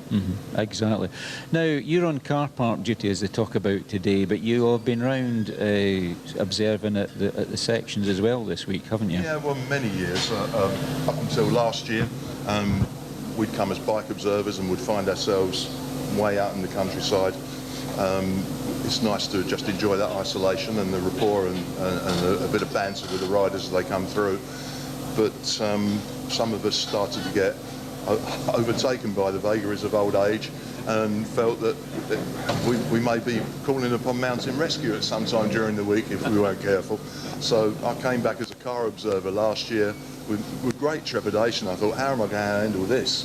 But I have to say, it's very same old, you know, same rapport, slightly different sections. In actual fact, some of the sections on the roadside are more entertaining than those out in the wild. Yeah. And it's exceedingly enjoyable. Yeah. And I would urge anybody, if you've ridden in the Scottish or you've had an association with the event, you know, don't be shy about volunteering to observe, because you're always needed. Yeah. Well, before I was allowed to ride the Scottish, my father insisted they actually did a year observing, and it was actually an eye-opener, because you saw parts of the course that you didn't see as a spectator, and I was blessed to be able to go out with my good friend Jimmy Reid on the Moidart run as back marker. So we did that. We didn't carry all the flags in because it was all covered by the road people, you know, that lay out the road marking. But we managed to get in within about 10 minutes of the last man coming into the Parc Fermé here in 1976. But of course the trial started in Edinburgh and finished at Edinburgh at that time. And we did some petrol duties at Bridge of Gore on the way up here. went into different teams and then brought back together to do the back mark, and it was great fun.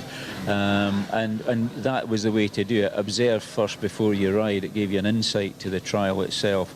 But because of different things, I wasn't able to ride more than the 1977 trial, the year later, and I wasn't in a position really to do observing because I got pulled into this sort of thing. But as you know, Fred, I was secretary of the trial for a year, 2002. So I think I've put something back in to the sport, and it's all everybody doing their little bit. You know what I mean? You don't need to take on the whole thing, do you? It would be impossible. But you get a lot of pleasure out of what you do, Fred. Well, I totally agree with and endorse what you're saying about how valuable observing as a bike observer can be prior trial. So our own son has ridden the Scottish, but observed maybe for 5 times. Yep. There's no getting away from it. It's a very, very strenuous physical event. Yeah. And it can give you that little bit of confidence if you're on a really long moor crossing. If you had a bit of previous knowledge that you've only got another 2 miles to go before you reach the end. Yeah. Gives you that spirit. Gives you the urge, yeah. Get over the line. That's right. Well, obviously you've got some duties to do this morning, so we'll let you go back to your day job this week. But it's great having you up, Fred, and let's hope there's some more years in front of us both to be here and be interviewing each other. Well, we never know, John, but let's keep our fingers crossed, and thank you for giving me the opportunity to talk to you. John Willard, you don't want to see anything? No, that's perfect. I like the fact that you've sort of observed it, then ridden it, then gone back to observing. Yeah. And you must have picked up from doing the observing to riding it. What did you learn? I guess is one quick question. Because obviously you've seen other people riding it, then you ride it yourself. Well, okay. The first time I came to observe with older members of the West Essex Club, I came here as a novice rider. Yeah. I hadn't come from a trials riding background. Living in the southeast, if there was a brick in a section, we'd all fall off. You know, so I didn't get a chance to ride over very, very many rocks. Yeah. But I came here and I watched the likes of Martin Lampkin, the Jeffreys, Mick Andrews, the Wilkinsons, you name it, because it was almost in those days. Just losing your wrist, just a bit closer to that's it. In those days, there you go. There was a far greater attendance of what we would call the stars of the day. Yeah. And the lessons that I learned through watching those guys, it would have taken me a long while to pick up, and I went back home, and in the course of the next 12 months I moved to intermediate and then made expert. And I thank the Scottish and those guys for showing me how to behave in a section from a riding perspective. Yeah. That is. Yeah. The only way you can get that really without doing it yourself. In any other areas. No, absolutely fascinating. As a rider, what did it give me? Well, it gave me a degree of organisation and regularity to my year. You know, come 1st of January, start training, cycle to work, either swim or play squash every night, stop drinking, that was the hardest one, and then get myself into some sort of fitness condition. Yeah. Mainly because I was a lower ranked rider. It was a big effort for me to ride. Yeah. And one of the problems that I had was squeezing a 6'5" frame onto a very small trials bike, so it wasn't very comfortable. It wasn't always enjoyable. You know, you have your moments, you have a big off and you hurt yourself and you think, am I going to wake up in the morning? But on the whole? Yeah, loved it. On the whole, you would struggle to keep me away from it. Okay, excellent. Now, thank you very much for joining us here on Nevis Radio today. It's been magic. Thank you. Good to speak to you, Fred. Right, so I guess we're back to you to do local news. Local news coming up now. From 96.6 to 102.4 FM, this is Nevis Radio News.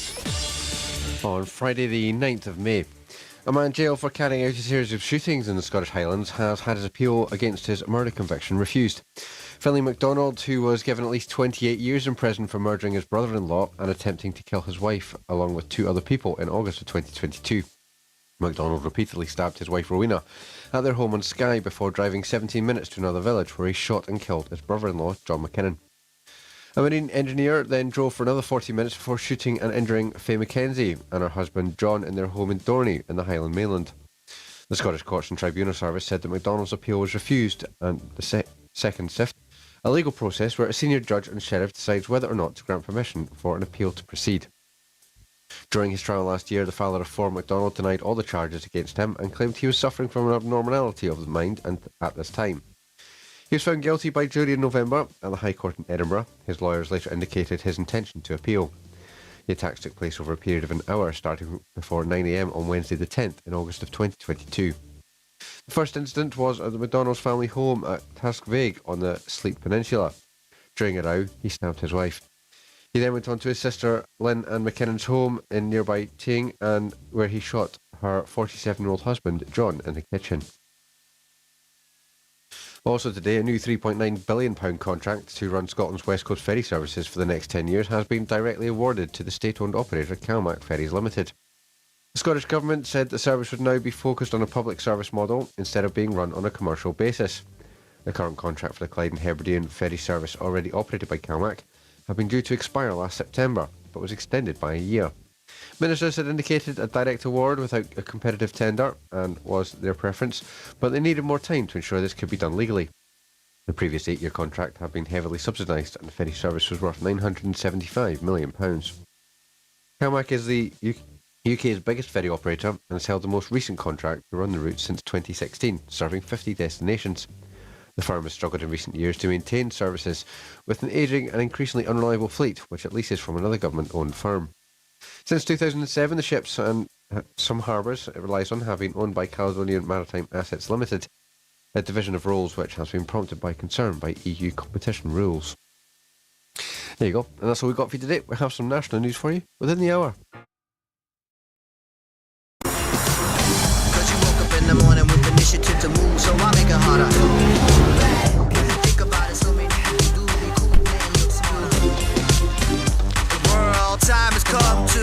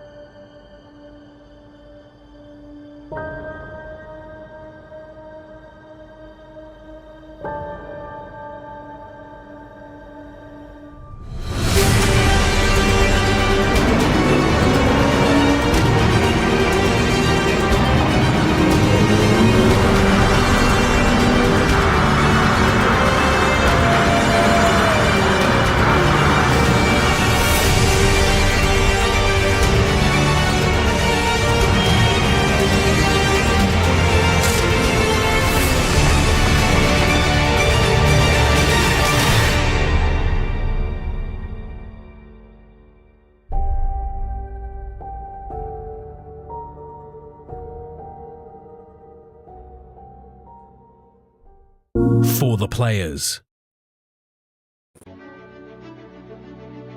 I'm Emma, and I'd like to tell you about a great day out in Fort William. Here at the Highland Soap Company, we make organic soap and skincare products. You'll find us in hotels and gift shops across the country and even worldwide. Come and visit us and see how it's all made. We have a beautiful shop, and our lovely larder cafe makes delicious lunches, coffees and cakes. Set in 6 acres of parkland beside a ruined castle with views across Ben Nevis. It's a wonderful day out for family and friends. I hope to see you very soon.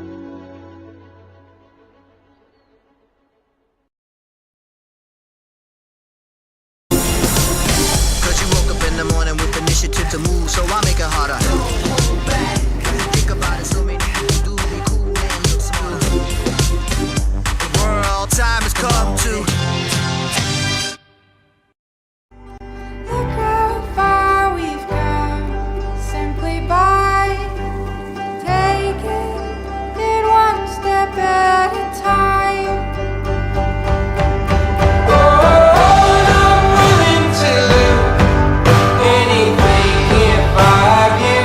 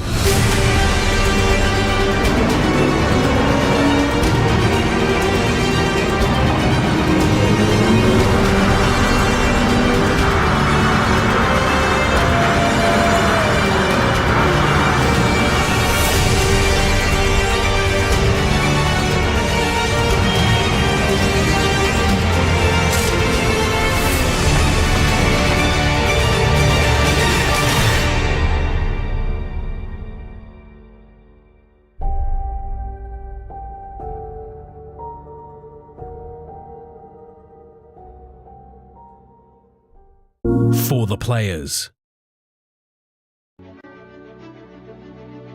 I'm Emma, and I'd like to tell you about a great day out in Fort William. Here at the Highland Soap Company, we make organic soap and skincare products. You'll find us in hotels and gift shops across the country and even worldwide. Come and visit us and see how it's all made. We have a beautiful shop, and our lovely larder cafe makes delicious lunches, coffees and cakes. Set in 6 acres of parkland beside a ruined castle with views across Ben Nevis. It's a wonderful day out for family and friends. I hope to see you very soon.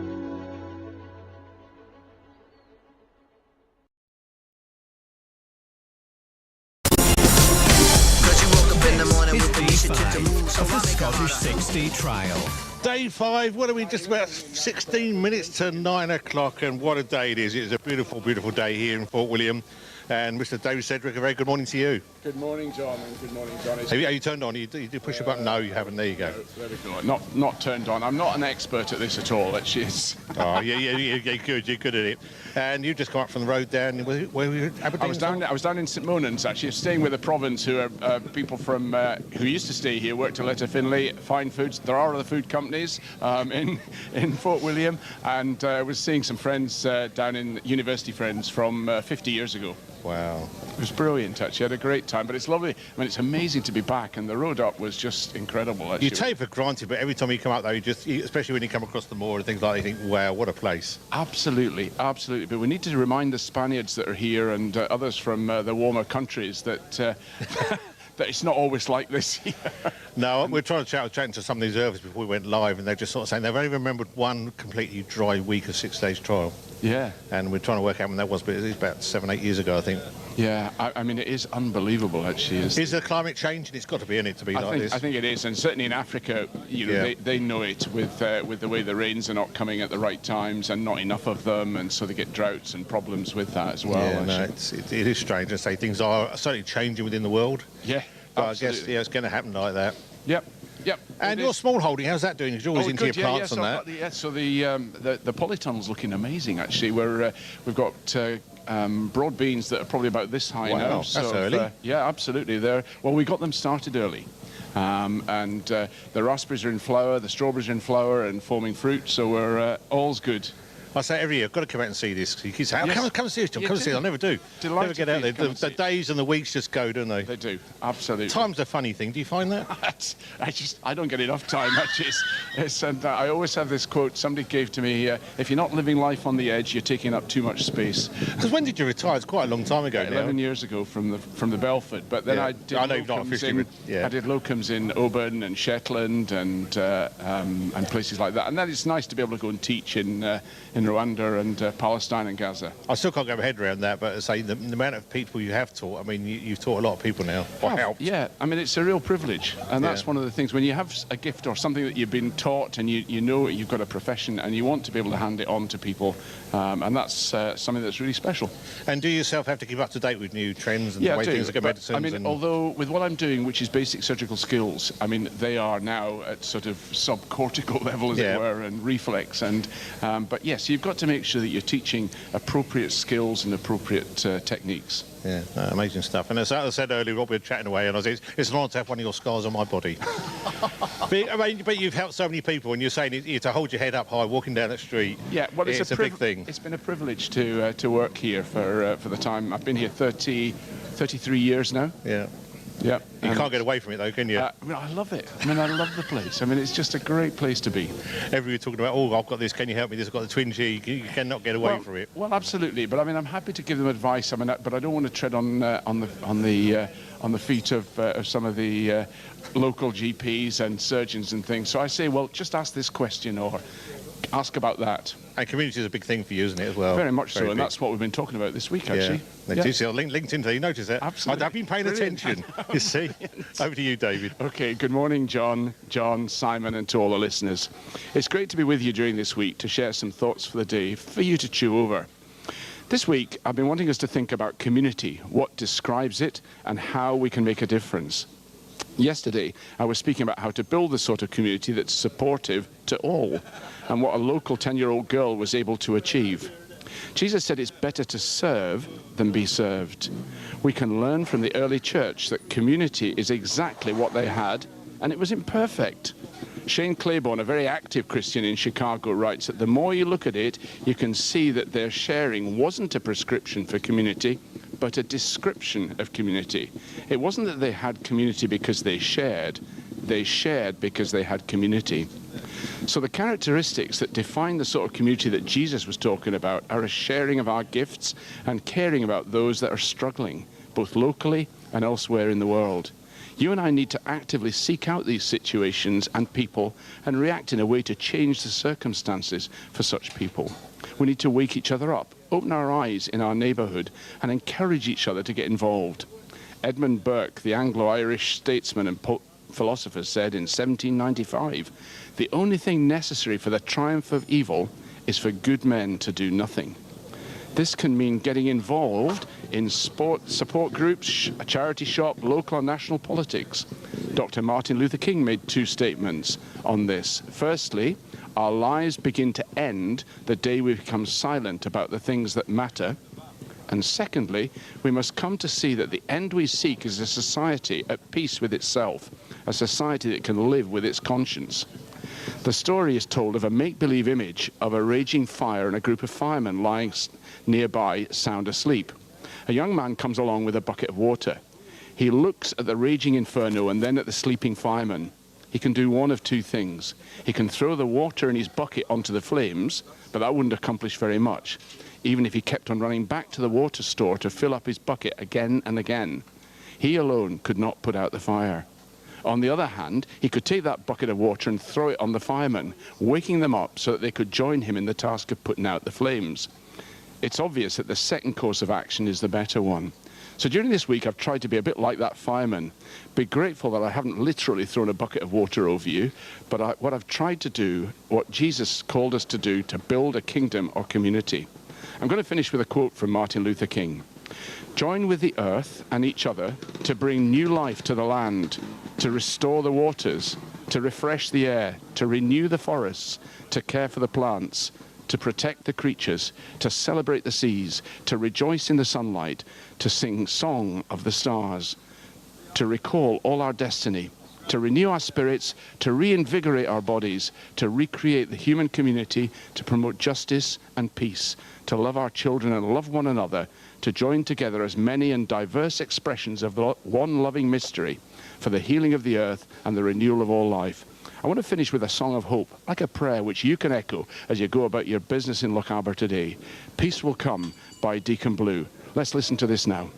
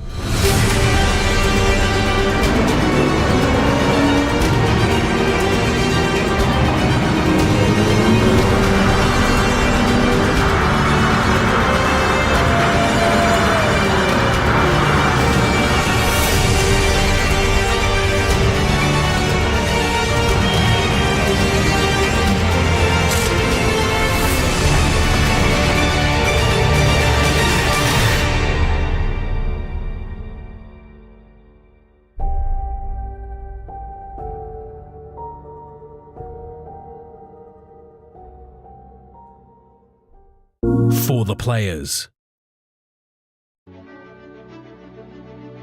I'm Emma, and I'd like to tell you about a great day out in Fort William. Here at the Highland Soap Company, we make organic soap and skincare products.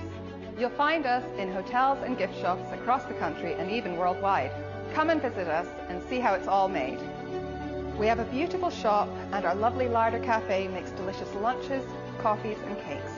Set in 6 acres of parkland beside a ruined castle with views across Ben Nevis. It's a wonderful day out for family and friends. I hope to see you very soon.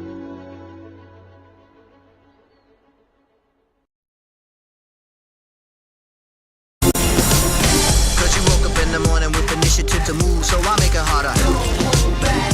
Think about it, so many people do be cool and look smooth. The world time has come to. The crowd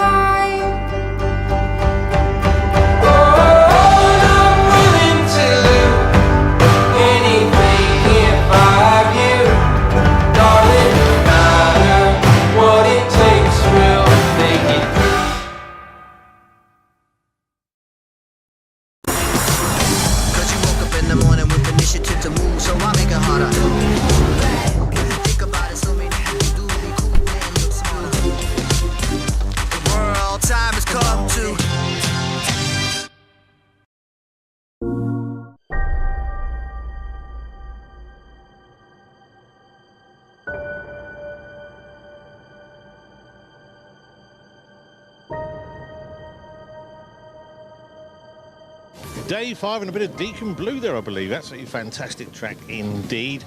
And we're sort of getting sorted out. David Dignan, the clerk of the course, he's going to be coming in very, very shortly. He had a day off yesterday. I think I scared him off on the Wednesday, but he's back in today talking to Mr. Moffat very shortly. He'll be speaking to us. I've been asked if I can give a shout out. Is that okay? You do what you like. I'll give a shout out to my little grandson, Stevie Moffat, who's coming up for 3 next month, and my granddaughter Lucy May Moffat, who's coming up for 2 in October. So they're down and they've got the little bicycles with them and bikes with them, and they've been having great fun. We managed to get a couple of pictures here in the Parc Fermé last night, and certainly things to keep for the future. So of course their mum Lauren's down as well, looking after Stephen, my son, and her sister Katie, all the way down from Inverness. She's got a week off her work, and she's down helping out, being a kind of anti-sitter, or whatever you call them. An anti-sitter. That's such a thing. And I guess family support's a big thing, and it's important to the riders to have that around them.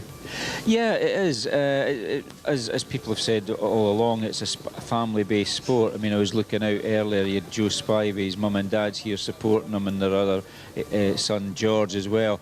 And it's great having all these families here for the whole week of the Scottish 6 Days trial. It is indeed.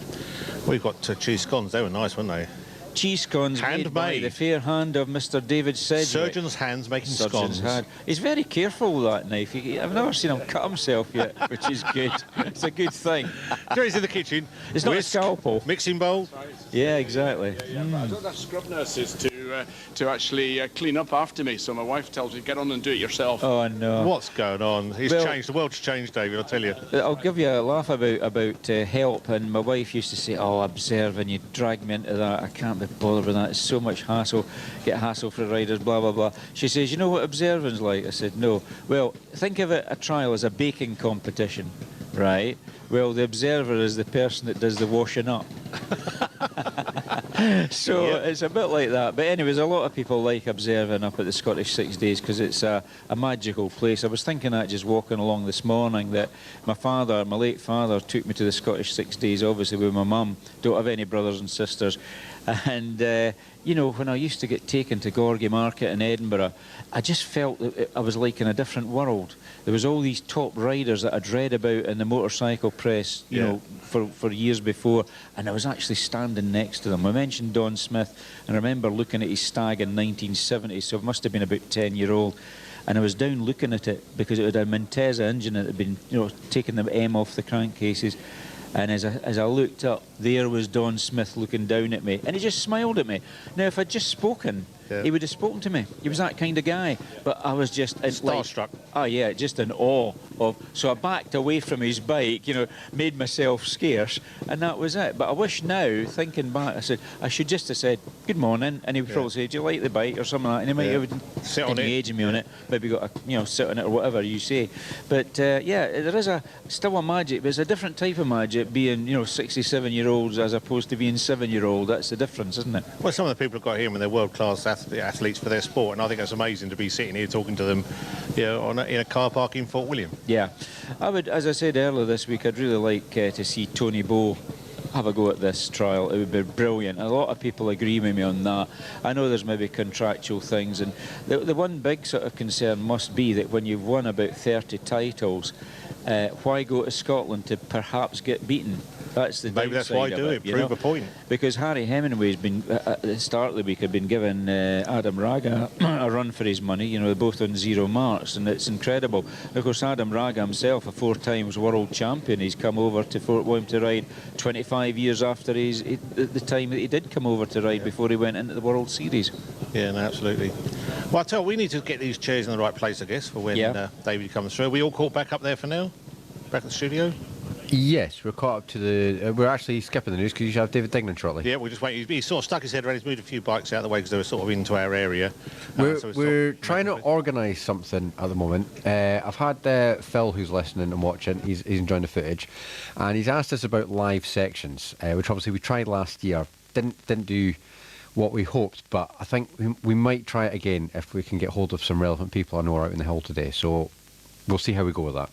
And that sounds like a good plan. I know it's not as difficult trying to get signals and everything else like that can sort of prove technically issues, but and it's having the manpower out there or lady power out there. Yeah, working on it. It is in our scope, but yeah, it's a stretch. But we will try. We'll try again. All right, when David's finished, I've got a new song from Man Round. I think I put it on the C list last night, and he came in yesterday. It's due for release next week, and I thought we could play him that. I can't remember what it's called. I've got it in front of me here somewhere. Okay, I'll find it. But it might sort of work quite well. It'll be the first time it's played on radio. I'll find it. But as I say, they're just getting sorted out now. And John, you want to move your chair this way a little bit? No, yeah, you. Yeah, it's all right. It's fine. Just trying to frame things up. There you go. And Mr. Moffat, it's over to you now. Yeah, well, those that are listening all over Loch Arbor and beyond, we have with us this morning the clerk of the course for the 2025 Scottish 6 Days Trial. Good morning, Mr. Dignan. Good morning, John. Thank you very much indeed. Did it right today, I know you didn't did. You never went straight in with a wee question there. No, in that. So I've been practising. You've been practising. I've been trying to educate you in the Loch Arbor way. Yeah, the day off way. yesterday, and that gave me time to catch up and review the previous days, and I went, you know what I do? I'm doing it wrong. I've got to change it now, because David obviously likes a good morning before he gets cracking on with stuff. Exactly. So, so good morning, David. Oh, good morning from Si Aberley back in the studio. He's just wishing you good morning. Si, yeah, good morning. You can't hear him, but I can. I can. I wee just off it on that. Good. So, right, we're on to, what is this, day 5 already? Friday exactly. of the Scottish. The whole week's gone by almost. And obviously, you're a busy guy from however the flag drops on the Monday at 7:30. Any real issues this year? Anything that's excited you or anything that you're a bit unhappy with that you need to get off your chest? Now's the time. That's a loaded question, that one, John. Not really, no. Look, I think we're in day 5, and as I said, you know, we've got many dramas, but we've got no crisis in our eyes, and I guess we're. I try and be on the front foot rather than being the back foot of things. Yeah. Yesterday I was unable to come in, because I had one or two sort of aspects to look at on the course. Again, because we were in and out, as I would call, or on and off the road so many times yesterday. Then the flagging, the marking, the signage is then slightly more sort of heightened.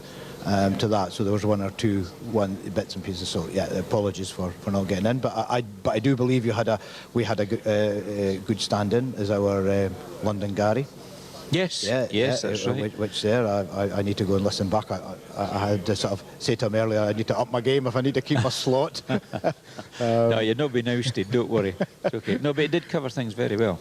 No, really good, and I guess that's what, you know, just to kind of touch on that is to get people involved in the trial. That doesn't necessarily mean to say that they're going up sections of that. There's so organising the Parc Fermé, the garage as we call it, all that is you know, it's important. And it gives everybody or these sort of people, you know, a sort of a connection to the whole thing, you know, an input. So, but other than that, no, John, look, I think this week's gone really well. Yesterday was a tough day. Yeah, apparently.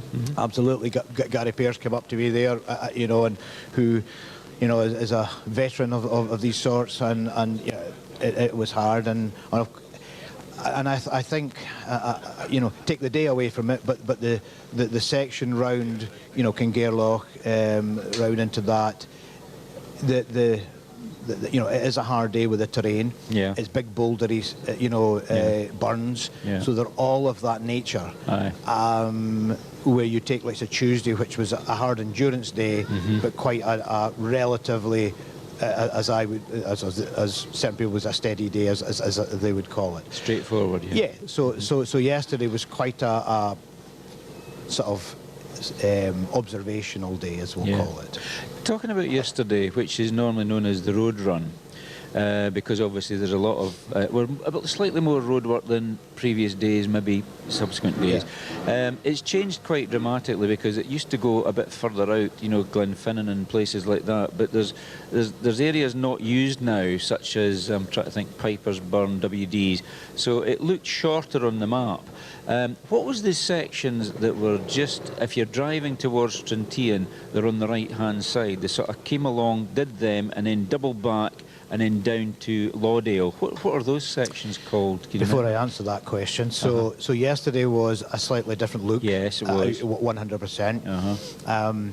and that was tied in with a different look on Tuesday. So they were both tied in. So Tuesday, for argument's sake, last year we went down Loch Shield side. Right. So as we go down, you know, as you say, the traditional run round the peninsula. We can call it for whatever day we use it. Yeah.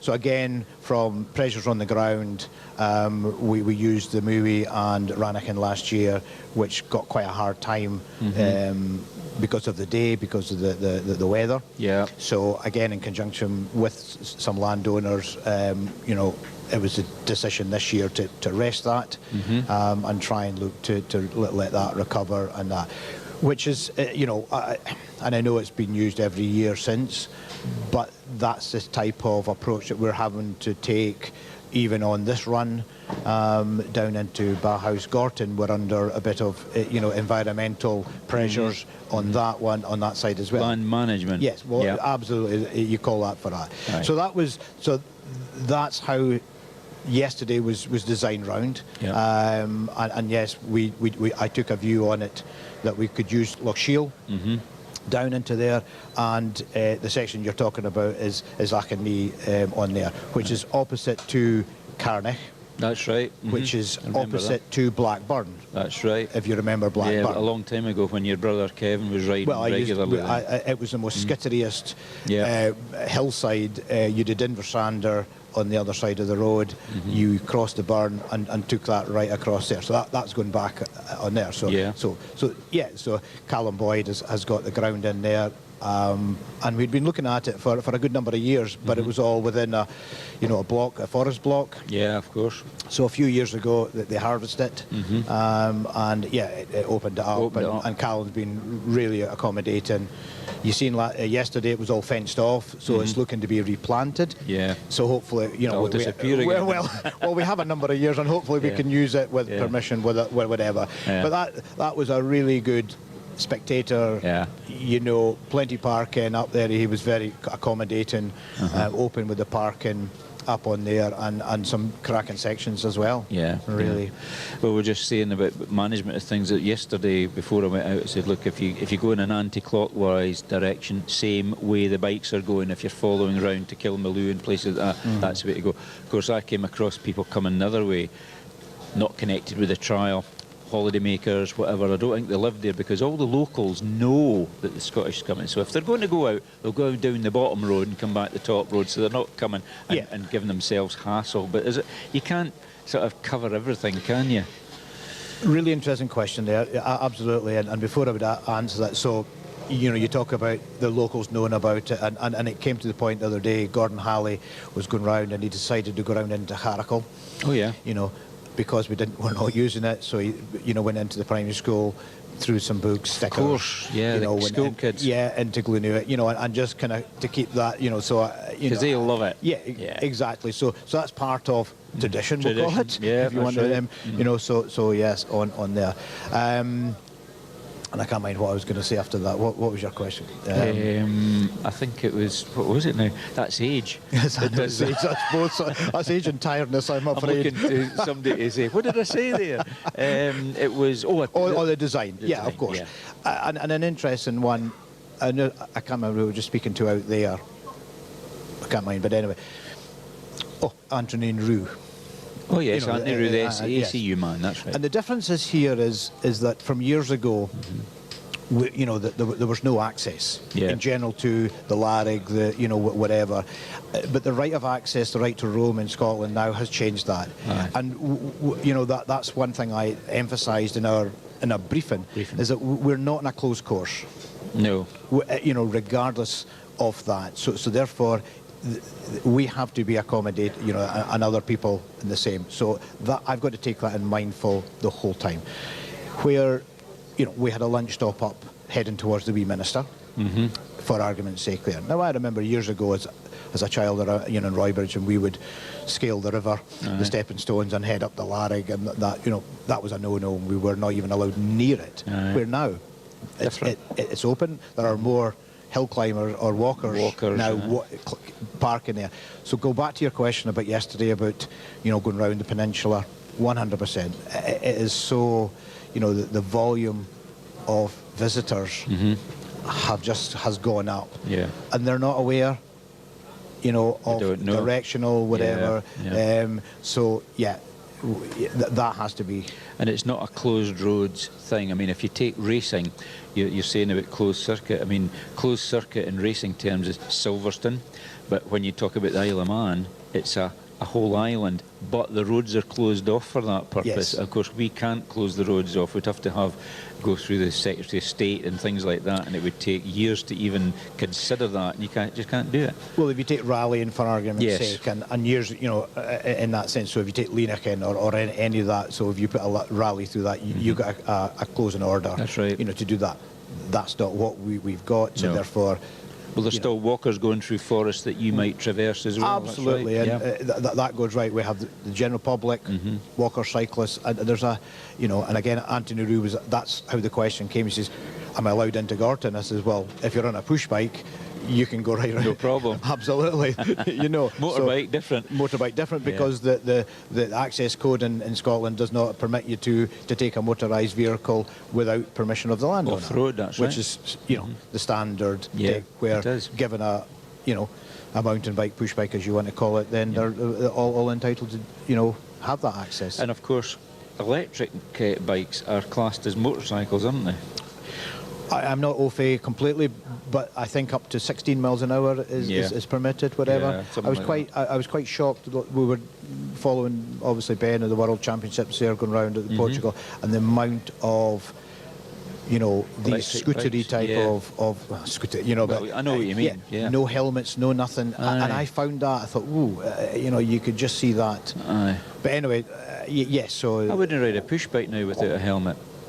No, not really. No, because you can get up a fair old speed on a normal push bike. I mean, I came round Lough Shiel yesterday morning before that, and came into Callop, and I met about 20 cyclists, all in e-bikes, all spectators, the Scottish 6 Days, and all happy to go in the opposite direction 10 miles to the section. Yeah. Because of what it was, because they're e-bikes. Yeah, and just keep it right. It's all about keeping things right, and it's all about management, proper management, and that must be a real headache for you as clerk of the course, is keeping all these eggs in the right direction and the right basket, so to speak. Yeah, like I said to you, you know, I'd rather be in the front foot than the back foot with these things, and that's why our, you know, route marshals are out trying to spearhead any issues, parking, that type of thing, because then that has then the impact on the day-to-day life or the generalness. You know, of that. Because Loch Harbour is a fully functioning place. I mean, you've got people going about their business,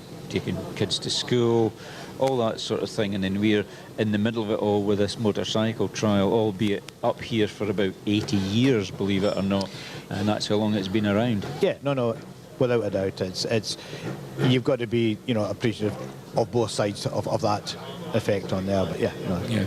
Any words of warning or wisdom that you'd want to put out this morning, David? Well, I was driving down, obviously, this morning. I like my 20-minute drive down from the house, obviously, for what I describe to people in the trials world. I'm at Ferme, because that's easiest to recognise that, but from Buccleuch there. Listening to your words of wisdom coming down with Blondie and you're on there. Really today, as again, there's a lot off the road, so spectator again, you know, spectator stuff today, Bauhaus, into Chairlift Bauhaus, Gorton, lunch stop, and then over into Ferme. The lunch stop, is that in the usual place, just opposite Halladar? In the Black Mount there. Yes. Again, the only thing I would say to support vans and folk is where the bikes come back onto the 82 after Bauhaus, which is down that long straight. Yeah. So we've sort of done a kind of a safety corridor. Yeah. Down onto the lay-by with a pallet back onto there. So please do not park in that lay-by. Is it coned off? It's got a section of cone. Cones, that's right. So look for the cones, don't park But look for the cones. What I would like to say to them out there, and what I've kind of noticed in this for this week regarding the behaviour of you know, the support vans, which has absolutely been a mark of, compared to a few years ago. Yeah. Right? I've got to say, well done to everybody. The only thing is that when we put cones out, they immediately then start parking after the cones. Now, the cones are there for a reason, not just to stop them parking. That's the obvious reason, but it's there for letting the riders come back onto the road in a safe environment. Yeah, right? I agree. Where yesterday we had a small incident where vans are starting to park, so there the riders are having to sort of stop before the turn off. So really, I just ask everybody, although we've got cones there to stop you parking, they're there to assist the riders come back on the road. Line of sight, isn't it? Line of sight, absolutely, please. Yep. And given the 82 today, that is a fast It's a section very of road. fast road. I mean, I know there's a speed limit of 60 mile an hour on it, but 60 mile an hour is fairly quick, and there's the volume as well, isn't it? Exactly. And again, the boys are coming off a moor with the dark clothes and whatever, so yeah, a bit of caution. We have our signage, but that is still from our own support vans. Yeah. Good there. point, David, because it's all about safety now. I mean, the last thing we want is accidents happening, and if we can avoid them, great. And you're right. I mean, I didn't go anywhere near Clerk because I saw the cones at the end of the road, and I thought, they're there for a reason. I just went on a park beyond the fuel and stop to catch our guys coming through, rather than sort of try and get in that road. I mean, it's a public highway, they probably can't stop you, but that's not the point. It's just keeping it right. I guess it's the ethos of the spectator stroke the event, and we're all here trying to do the right thing for the smooth running, of that. That's right. And I've got to keep these landowners quite happy, and I see a man behind me here, Jonathon Hart, Jahama Highland Estates. He doesn't need any introduction. Very good. Does he want to sit here and then you interview him? That'd be pretty cool. Yeah. You got sort of jump off it. There you go. You two swap. Are you on? Okay. That's a big pair of shoes to fill. Well, I've never met you before, but I've heard a lot about you. Obviously, with Jahama Estates being major landowners in this area. I'm the only one, everybody else is standing. It's a big party here now, isn't it? Yeah. So, do you want to sit with John and be interviewed? That do fine? Yeah. You taking John? I'm happy. Oh yeah, well you two, right? Well, you have a chair. Yeah. Are you going to chat with me? Yes. Why not? All happens in Nevis Radio.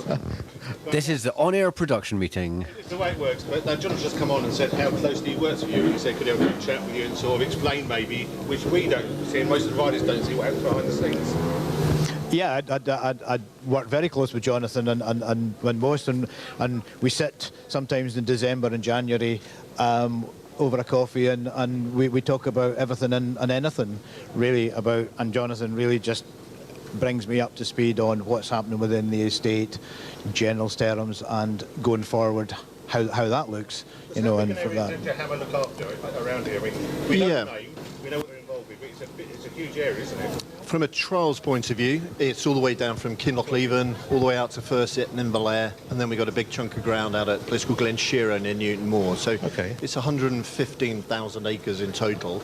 But in terms of trials and events, not just the 6 days, we support the Ali Beg, the Grace Dignan Memorial Trial, the Leven Valley 2-day. I'm trying to think of others. Ian Pollock. 365, obviously. 365, and all the local club trials with Kinlochleven and Lochaber, local trials clubs. But for today, with the 6-day trials in town, which is a fantastic event which we support, I just wanted an opportunity to thank Davey publicly, because I don't think people really fully appreciate and understand the amount of work that Davey and his organising committee and the Edinburgh and District Motorcycle Club team put into hosting this event. I mean, I can't, from a landowner's perspective, we have lots of really sort of protective land environmentally, and just Davey's engagement, his enthusiasm, the work of people on the ground makes it easy for us to support the event, and that is absolutely essential. So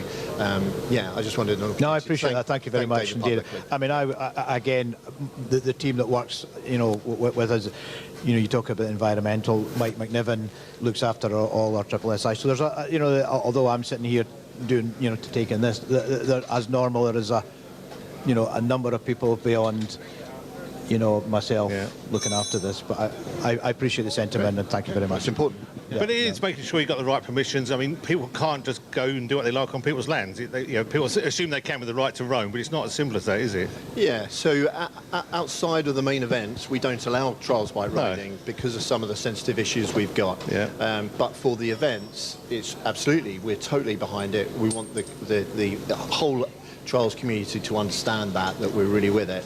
And that's why we're very supportive of our local clubs, so the Lochaber Club and the Kinlochleven Club, because with the entry route for young riders is really, really important, and we understand that. So, yeah, we work with the trials community throughout the year on a whole range of events, but yeah, clearly the big ones will be the pre-65 and the 6 days. Martin's going to get really upset with me not mentioning the Leven Valley 2-day, but of course, later in the year, in September, we host the Leven Valley 2-day, which is a really big event in itself as well. So very supportive, keen to work with all the manufacturers, the riders, and we understand the history of the event here, the 6-day trials, the culture of it, the family connections that have been discussed a lot today, and of course we support our local riders. Absolutely. Yeah. For sure, yeah, no. I sort of just go back on to Jonathan, and again, their support in this particular event is key, as all the landowners are, but in particular that because we use their ground so many days to link the rest of them together. Yeah, and that's the key to this. That's the key to it, isn't it? Absolutely. Exactly. Well, there you go. So that's joining the landowners, the organisers, everything together. And David, I've got a bit of a surprise for you. We've got a brand new song from Manran. There you I only go, got it yesterday. Officially released next Friday, and we're playing it for the first time just for you. What's it called, Si? Something that I said. Something that I said? Yeah.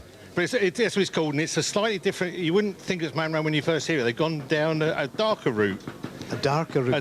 Gary Innes down a darker route. Gary Innes has gone dark. But it starts with a brilliant vocal, and I absolutely love this. We're going to play it for the first time here on Nevis Radio just for you. Thank you very much indeed.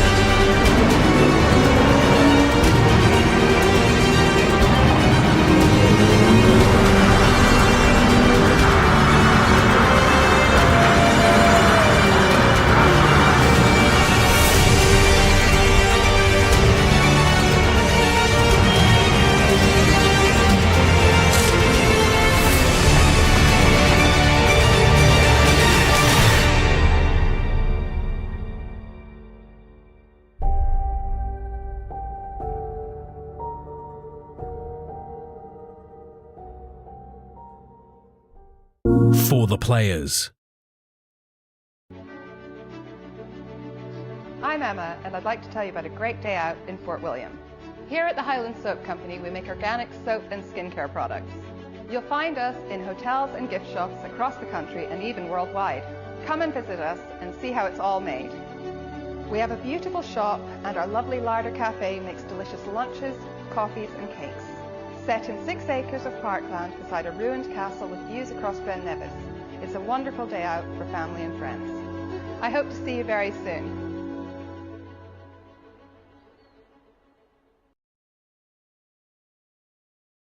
Cause you woke up in the morning with initiative to move, so I make it harder. Don't hold back. Think about it, so many people do be cool and look smooth. The world time has come to.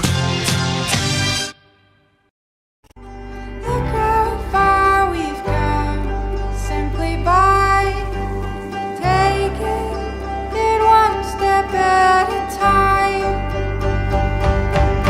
Oh, I'm willing to do anything if I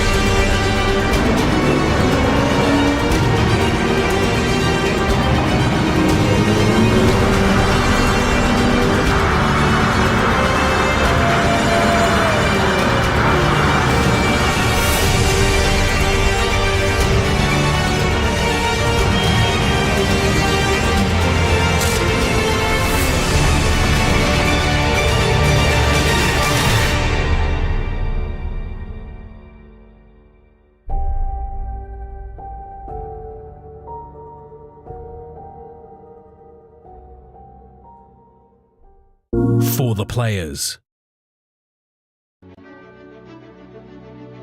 I'm Emma, and I'd like to tell you about a great day out in Fort William.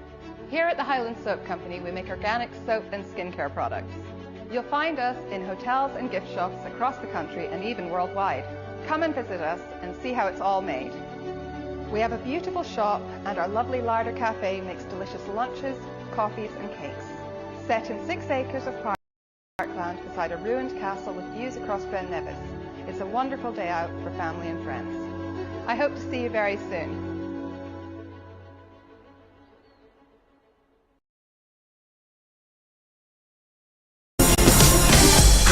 In the morning with initiative to move, so I make it harder. Hold back. Think about it, so many people do be cool and look smart. The world time has come to. Look how far we've come, simply by taking it one step at a time.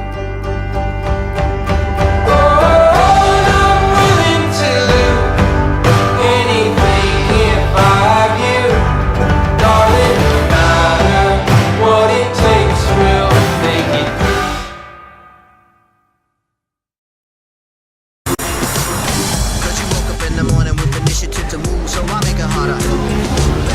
Think about it, so many people do be cool and look smart. The world time has come to.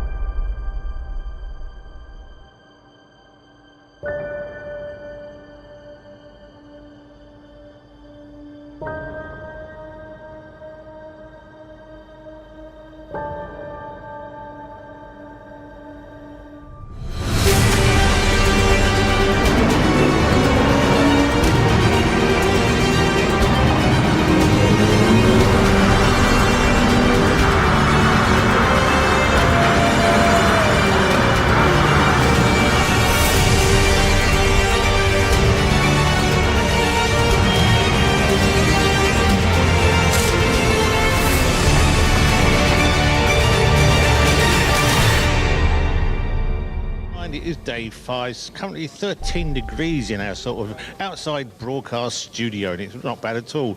A lot of people milling around, a lot of people talking, a lot of people catching up, I guess that's what it's about down here. And back in the studio, Sarah, how are you? I'm good. I believe we should be having a chat with Jonathan if he's still there. Yeah, well, they're still talking. Oh, they're still talking? Yeah, you're trying to break them up at the moment. Well, we'll have a chat with Jonathan as well. Yeah. We'll sort of try and move them out of the way, but yeah, there's people behind as well hovering for an interview and a chat, which is good because that's what it's about. You're upsetting the production level here. Sorry. Sorry, I mean, I can ask the clock of the course to can I try them again? The clock of the course to please leave. I know, shocking. The joys of life. Normally he's rushing around, but yeah, they're talking about lots of stuff. And stuff is what they talk about. That's it. And I believe soon we should be receiving a bike as well from TRRS. Yeah, I think John's just going to sort that one. He was going to do that about a quarter of an hour ago. It's not happened yet, but it all seems to happen at once down here. It's great, and they're trying to move people and get people around. But yeah, no, it is interesting, challenging. Indeed it is. And on the socials, how are things there? A bit quiet at the moment, or picking? It's ticking along. A few things happening? I say, obviously, we've had a couple of people asking about doing live sections. I'm trying to get hold of some people for that. See if we can actually pull that one off. Apparently, Off-Road 360 are listening down in Sunderland. John said it was 2023, not 2025. So he's a couple of years out on his internal calendar on that one. He's not listening. I think he's pulled out his ears. I know, it's fine. It's safe. We're all good.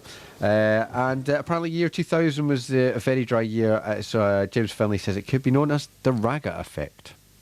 Oh, there's a link. Maybe. Could be. Because I know it's a long time ago and we're just trying to work it back. I say, looking at the feed, it does look a bit breezy down there today. There's a wee bit of a breeze, but it's not too bad at all. I'm sort of just walking around. Right, if I can pass that to you, sir. Right, we're going to have a quick chat, if that's all right, in a minute. It's all right, we're doing this live on air, so don't worry. Right, and we'll sort of catch up a bit more, maybe what Jahama get involved with and their involvement within Loch Harbour will be the answer. And I'm back with Jonathan. How are you doing? I'm very well. What's your phone? Are you turned on? Are you switched on? Oh, I'm not sure. No, there you go. Right, your full name, sir? Jonathon Hart.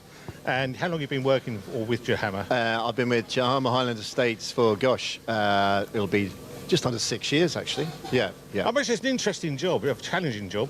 Yeah, challenging for sure, but it is really interesting. And my full title is liaison manager, but I get involved in pretty much anything that happens across the landholding on the estate, whether you are an event, whether you want to start a business, whether you run, climb, cycle, swim, pretty much anything and anybody that comes across the landholding, I'll have some engagement with. Yeah. Because I said earlier, I think people take for granted you can do what you like on people's land, and you just can't do that, can you? Especially with the environmental impact.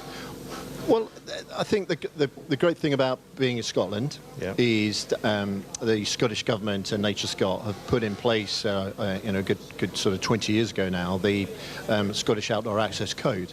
And that's world-leading legislation for the environment, and it protects your rights as an individual to have the right of responsible access across land holdings in Scotland, and be they private or publicly owned.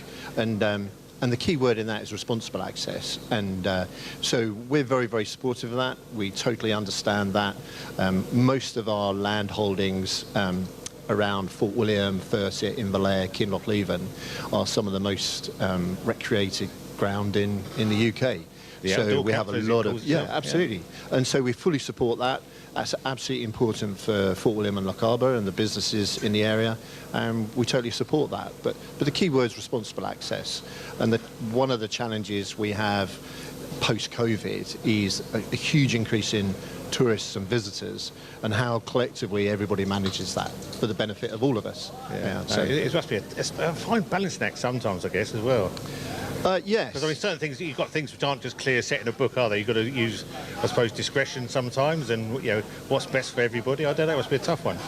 I think the most important thing is engagement and trying to get people's understanding up, whether that is a regulator like Nature Scot or the Environment Protection Agency, SEPA.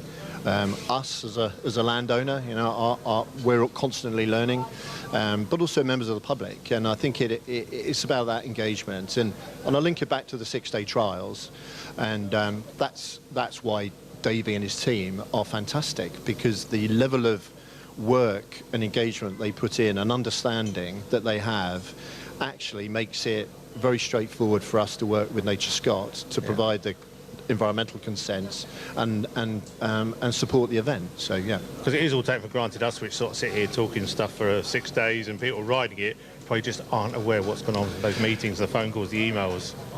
And also it's on a voluntary basis. So you have Davey and his team for the 6-day trials, Anne Gordon and her family for the pre-65 down in Kinlochleven, all voluntary. Then you have Chris at the Loch Harbour Club here, managing the Loch Harbour trials, and Martin down in Kinlochleven, Martin Murphy, again voluntary for the Leven Valley 2-day trials and the Kinlochleven Club trials as well. So the whole community around trials is family, it is community, and the company's really gets that, and we understand that, and we want to support it and see a bright future for trials bikes. Yeah, it's really important. And I guess you've got to protect their reputation as well for letting people on there, and what might happen on the land and the property. Yes, and I think again, by working collaboratively, we really support all the trials. So if they have a problem anywhere, our stalker teams are very, very capable individuals. They know the land really, really well. They can get anywhere with the equipment and the machinery we've got. So we will support the trials if there are incidents and accidents, and just in terms of route setting and getting out and the lay of the land and times of year, our staff are very, very knowledgeable, and we use that sort of learned ability and capability to support the trial. And I guess this time of year is actually good for the land, because it's coming to spring now, so any damage which is done quickly recovers. Would that be a fair comment? Yes, I think over the years we've done a lot of work with the trials clubs, the local clubs, and with Nature Scott to get evidence around what damage looks like and where it can be done. And the short version of that is in dry conditions the damage is less, and most of the trial routes are over existing tracks and paths. And where that's the case, the damage is already done by the track and the path. So it makes sense that the trial spikes are fine. Where there is sensitivity is when it's really wet, and any event, not just trials. I'm not highlighting trials, but that could be running or mountain biking. When you get a large volume of people travelling over wet ground, that's where the kind of potential damage occurs. So. And I guess it's the stuff you don't see even under the soil, and there's microbes, and the ecological system is a weird thing. We're talking about little sponges which just absorb this carbon dioxide, which they're in the mosses, and you're not aware of them, but you wipe a lot of that out, and it makes a big impact. Yeah, I think so, and particularly around Fort William and Loch Harbour, we have tomorrow is a great example going into Glen Nevis. Glen Nevis is one of the most environmentally protected areas of the UK, not just Scotland. And the environmental protection is from the EU. It's still current, even though because of Brexit. And tomorrow the bikes are riding in the Ben Nevis Site of Special Scientific Interest. They're riding in the Ben Nevis Special Area of Conservation. They're riding in a wildland area. And they're also riding in a special area of conservation. So it's got all the 4 major designations in the UK in that one patch. And there are 19 specific reasons for protection in that one area. Now, crazy. Yeah, but again, I'll bring it back to our earlier conversation, because the trials community gets that. It works with us on that. It means we have a very good relationship with Nature Scott, and those sections are monitored, and we want to see them continue for as long as possible. Yeah, no, exactly. It's that fine balance. I think you and David were talking about. It's a very fine balancing act. What can go, what can't go, and it's looking after it and protecting it. Yes, and I'm at pains to say the trials community, managed that very, very, very well. Yeah, I know you thought it very important to actually come and speak to David personally and just say thank you for making your life that bit easier, I guess, and that understandability of what the trials world wants. Yes, and then prior to Davey, many of your trials community will know Jeff Horn. Jeff Horn, many years. And, 10 years did he do or something? Yeah, so my initial engagement was with Jeff. And that was very, very constructive, very, very positive. And even though I keep calling him Trevor, that's a bit of an in-joke now, I think, but... if you're listening, Trevor. So Jeff was fantastic, and he introduced me to how the Edinburgh and District Motorcycle Club managed their events, 6-day trials and the Pre-65, and set a really good foundation for Davey to come in on. But I think David's local knowledge also helps. That's a big thing, isn't it? And again, the fact that his family are all riders. Kevin's in the, out there somewhere today. Yeah, he's doing all right, actually. Yeah. And of course, his son's doing well in other events. Yeah. So, and I've got lots of friends who ride the trials. So, and there's a big history in the smelter in Fort William of people riding in the trials. So, and that's an important aspect for us as a company, because everyone will know us as Jahama Estate, but we are part of Alvance, British Aluminium, and the smelter. So, all these things link, and they're really important for everybody, and the company gets that. Are you still involved with the Kinloch Leaving side of the smelter side? I know it's a bit of a funny area over there at the moment. Is that still part of yours? So the smelter down there closed in, 1990, I think? 1990-ish. So the land outside of the village, most of the land in the village is owned by Kinloch Leaving Community Trust and Highland Council. Jahama Highland Estates own the majority of the sort of land outside of the immediate village, and the power station and all the infrastructure is still owned by us. Okay. But it's operated by a company called Equitex. Okay. And but we still maintain the long-term ownership of the land. Yeah. It's amazing stuff. The history which has gone down all around this area with the smelters, and even going back to the war when they were building it. Yes. It's an amazing story, isn't it? Yeah. No, it's fantastic. And again, that's the strength of the 6-day trials, because how long's the trials been running? I mean, 190 something plus years, 100 plus years, something like that. 110, I think now. Yeah. And that is part of that history and culture. Yeah. And I think as motorsport events around the UK come under increasing pressure from environmental concerns, I think this area wants the trial. This area needs to support the trial collectively to make sure it's got a really bright, good future, which it has. The sport itself is doing really well. It seems to be going strength to strength. We're talking about many new riders coming through. So yes. There's enthusiasm for it, and I mean, they're still oversubscribed, which says a lot for the sport. Yes, and what I've noticed this year is a lot of younger riders coming through, and that's got to be great for the sport. They're fantastic. And long may that continue. Yeah. Do you get out on a bike yourself at all? Are you into that sort of thing? Well, the Dignan family are doing their best to try to get me involved. I don't ride a motorbike, but I have to admit to the pre-65 I really quite enjoy, and I was down there just the week before the 6 days, and I came across an Italian gentleman with a Motor Guzzi, which I'd hang on my wall. I mean, it was a thing of beauty. They're great machines. They're great machines. And it was just a sort of icon. And then I really like the noise and the smell of the Honda. So maybe I'm sort of starting a slippery slope. So you're thinking about it. You're thinking, which is good. And who knows? Maybe the 6 days trial in a couple of years' time. Well, I don't know. I'm very impressed with Dougie Gibson, who's a local rider who hasn't ridden his bike for I think 6 or 7 years, and he's out there. It's hard. Everybody says it's hard. So hats off to all the riders. Yeah. Well, it's great to sort of catch up on the background, because we know Jahama, very well in the area, but what they get involved with, and I guess it's just, we said that before, it's the stuff behind the scenes we're not aware of, which is so important for this area. Yeah, and my sort of final message is the company supports the trial community, and we want to see a really bright, long-term future for trials in Lochaber. Fantastic. Also support Nevis Radio, because that's where our main mast site is, at the top of the pipes there. And of course Nevis Radio. Mustn't forget that bit, because I mean that's a big link. We used to be up over there, and now we're over there. But, that was a few years ago. We changed sites for economical reasons. But we are supporting Simon with looking to get live feed, and I think personally, this is my own personal view, the best location would be Glen Nevis, because just such an iconic view from the 2 sections up at Achintee. I mean, and in this week's weather, it's going to be fantastic in there tomorrow. Can't guarantee the weather though. Oh no, listen, I've seen the forecast. It should be good. It's looking good for this week, I'll tell you. Who knows what's going to happen next year, but hopefully we'll be out on some of the sections getting covered live. Great, yeah. Let's hope so. And musically, what are you into? What sort of music do you like? I'm a big Springsteen fan, The Boss. Oh, favourite track? Oh, anything. Yeah. You go to that side? I'm sorting many things right now. He's typing away like manic out there now. If you're just sitting eating chocolate, don't pretend you're doing stuff. It doesn't work. No, you should see some. Any track you say? Yeah, sang upbeat. Born to Run. Born to Run, of course, the classic. That works for that. 83. I was there, Wembley. He was there apparently at Wembley in 1983. This is great.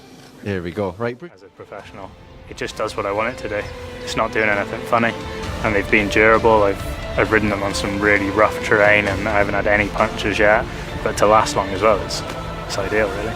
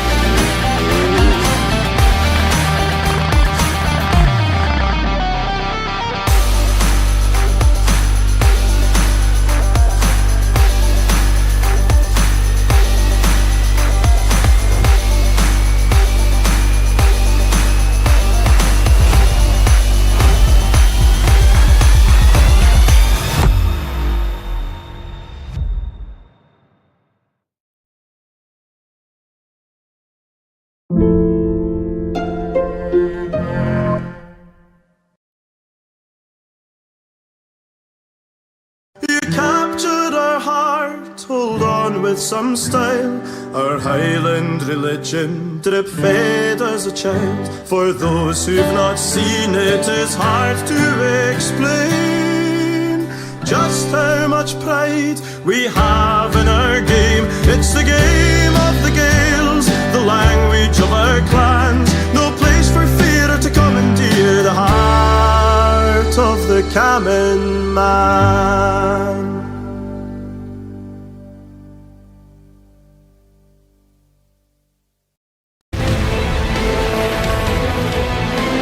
The tyre is such an important part of your bike. It's the only part which touches the ground. And when you get that perfect combination, it's hard to beat. The Michelin tyres have been perfect for me. I've been running the DH22 on the front and the DH34 on the back, and it's a really good combination between grip and rolling speed. It's hard to find a tyre which has both the grip and the durability and not wear out. It means less tyre changing, less putting air in your tyres, less putting tyre sealant in your tyres, and it's just easier for me as a professional. It just does what I want it to do. It's not doing anything funny, and they've been durable. I've ridden them on some really rough terrain and I haven't had any punctures yet, but to last long as well, it's ideal really.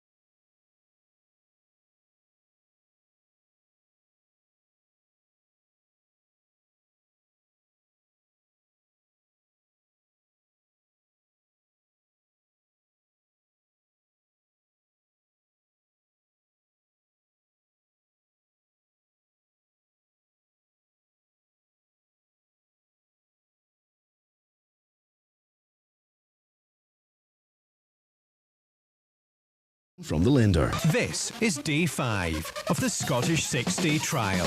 Day 5, and I think it's Rider 48 just leaving the starting ramp. A gentleman called Lewis Bell from Scotland on a Honda Montesa. Sounds like I know what I'm doing, but I've got it on a bit of paper in front of me. See, I do try, Si. As long as you sound like you know what you're doing, you're all Does that good. sound quite good? You just got to not give away all the clues to know why you sound like you know what you're doing. Oh, I've done that, haven't I? Now I've ruined it. It's like having auto cue. You just reel it off. Can we People get an don't auto need to cue know next you're year? So we actually haven't got to do too much thinking. I actually looked at one, but I'm pretty sure I was getting that look of just stop looking at stuff. I don't even know what the cue cards, those big cue cards they used to have. Aye. Bob Hope, I used to love him, and then they used to do it wrong deliberately to muck him up, and he got very cross. You're on who Bob Hope is now, aren't you? No idea. No, just watch Anchorman. It's all about that. Is that what he's about? Aye, just stay classy. It is a gorgeous day. Mr. Moffat is still chatting to Jonathan about stuff landowning, I think. Does he not know we're doing a live radio show here? It's all about the live He's thing. gone off his own way. We've got a bike in the wings. That's coming in the TRRS something or other. Well, yeah, because we're lining up other stuff for him now. We're bowling at him now. Well, I think you're going to get a gutter ball with the way it's going with him, I'll tell you. Well, hopefully not, because hopefully we've got something lined up for about just after 10 o'clock. OK. Do we need prep this then, or is it just going to happen? Well, I've given Dan the prep work for it. Okay. So, yeah, I mentioned earlier on we're going to attempt a live section. I know we were talking about this earlier on with Jonathan as well. Yeah. So, all being well, we'll give it another go. Oh, this is about the third year trying this. Come on, this year's one. Let's make it work. Well, everything else so far so good, so it's like, well, why not? Let's give it a crack. And a big thanks to our sponsors, Michelin Tyres, Gavin Cairns, Roughcasting, our two main sponsors for the week. Coombes West, who helps get the signals out wherever you are around the world. Thistle Access for giving us a nice, safe environment for Dan to work all the technical stuff in. And, of course, the Charles Guru, which is John Moffat, giving us a week to come and talk to us, me, you, and everybody else. Two Tyres, they've been sponsoring this studio area as well. Big thanks to them. Nevis Bakery, I think we've just about run out of shortbread. I think there's a couple of packets left just under my desk here. But the locusts descend every morning and they seem to go, but we've handed out an awful lot of that, so thank you very much for them. Like pigeons on bikes? Yeah, not kidding. Seagulls. It's like seagulls in your chips. Aye. But that's where we're at. And I've also got some cheese scones in front of me, which they're going. We've got 3 left. Okay. Thanks to Mr. David Sidgwick. So that's where we're up to. But as John Moffat is just his own little world. He's just up there talking. Right. Do I just nab him? Yeah, you go shake him. There's not a gentleman I could chat to if you want to, who's standing behind me. Yeah, do that then. This will upset him, but we'll sort of throw this gentleman on the thing. Hang on, we're doing this live. Sorry, you've got a script there, haven't you? You're live. Is this just the Presley thing? You talk on radio. Do you do much radio talking? A little bit, mate. Hello, everyone. I know you as Wulfy. That's all I know you as. But your real name is? Mark Coombes, a.k.a. Wulfy. And a lot of other AKAs you deal with it as well. Yeah. You wear many hats. That's right, yeah. And we're a unique character within the sport. You do your own sort of just blogging, is it? Yeah, Facebook Lives, really. We've done 20 so far. It's my brother there, just behind me. Yeah. So we've, we've done, 20 up to date, round about. And what do you talk about? Well, it's trying to keep it flowing, isn't it? So basically every rider, every number, so I can use this as information as you go in. And then while I'm looking at people I don't know, so I just talk about that. And then what I do is, people I do know, I try and add information that I do know, the top riders and stuff. And then try to, like yesterday, my view on the leaders, it's down to a 2-horse race between Adam and Jack. Yep. Before the trials started, I thought Adam's got a good chance of going clean. He's obviously lost 2 yesterday. Jack's on 3. I saw him lose his dab yesterday at the second section. Okay. There was 2 sections there. Yep. It's the first of those second section. He cleaned the tough bit. Yeah. And he just got up over, literally 2 feet from the end, put a dab down, shrieked out. It's so unlucky, you know what I mean? So he was on for a clean day. So it's between those 2 riders to the end. I would say whoever's in the lead today wins it. Okay. Because tomorrow they'll both go clean. You've heard it. You've heard it here. You don't know, do you? Anything can happen, though. Anything can happen. Yeah. No, if you get a feel, you have to sort of get a feel for the scores, don't you? Yeah. And the stand of the section and the stand of the rider. All these the top riders, they don't really deserve a 5 because their standard is so high. Yeah. So that's my view, anyway. Yeah. Another thing is like all of them get bad luck through the week. You know what I mean? Yeah. You hear like my mate said, if I didn't have that 5, I'd be 10 places higher. Yeah. But you could say that about anybody, every rider. So it's sort of pretty exhausting, mate. We got lost the first day. Yeah. So, and where did your interest in for this sport come from? Have you ridden yourself? Well, yeah, I've ridden. Started off, my late father started. I've done over 400 trials. Yeah. But I've given up about 3 times. Over like a 40-year period, I suppose. In the late 70s, I started my first trial. Any advice to like youngsters before riding a bike? I'd say get a diary. Get a diary, put the information down. Yeah. Then you can refer back to it. And then me and my brother had done schoolboy nationals back in the 1980s. So I sort of know some of these older riders by name. Amazingly, I didn't know a guy Phil Hanlon, right. Josh's father. So I helped Chris stay from the island for 7 years, but I only knew him from the British Trials Championship. Okay. And then when I was looking at the results, in one of his schoolboy nationals from Bradford or whatever, I'm next to him in the lineup. I couldn't believe it, mate. At the time. So I was like a 14-year-old standing next to him, and he's been like multi-Irish champion for 10 years, wow. Ulster. Do you know what I mean? Amazing, it's like stories like that. Yeah. But this year is all about, because I know names, I don't know faces. Yeah. So Pierre Bergman, is that how you pronounce it? I guess so, yeah. Bergman, Swedish rider. Yeah. So I've known his name for a few years, didn't know what he looked like. The last 2 days I've caught him live on camera. Yesterday up at Ben Nevis Range, I was up there filming live. and he's come through. He's just ridden out. Yeah. You know when you run down, see if I can catch him. I thought he got away. Luckily, he never came down off the thing. I just about got, hello, Piers, all right, mate. You know, had a little bit of a chat with him. It was magic, mate. You know. So he's done it 37 times at 61 years old. You know, little things like that, and then the just people saying hello to you through the people you know makes your week really for me. This whole event's friendly like that, though, isn't it? It is, yeah, just a friendly hello, you know. So, do you want to come in, John? Sorry, here.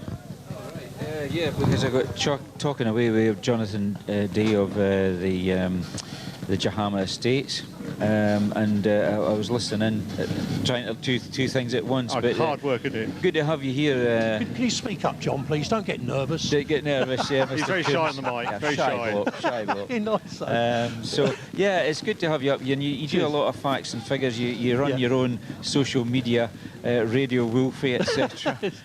Excuse that, bit of a ladies laugh and gentlemen. And throwing cakes about. No, you had a cake that went out to Steve Saunders this year, didn't you? Yeah, well, just started off with a bit of magic, and I'm going to end with a bit of magic.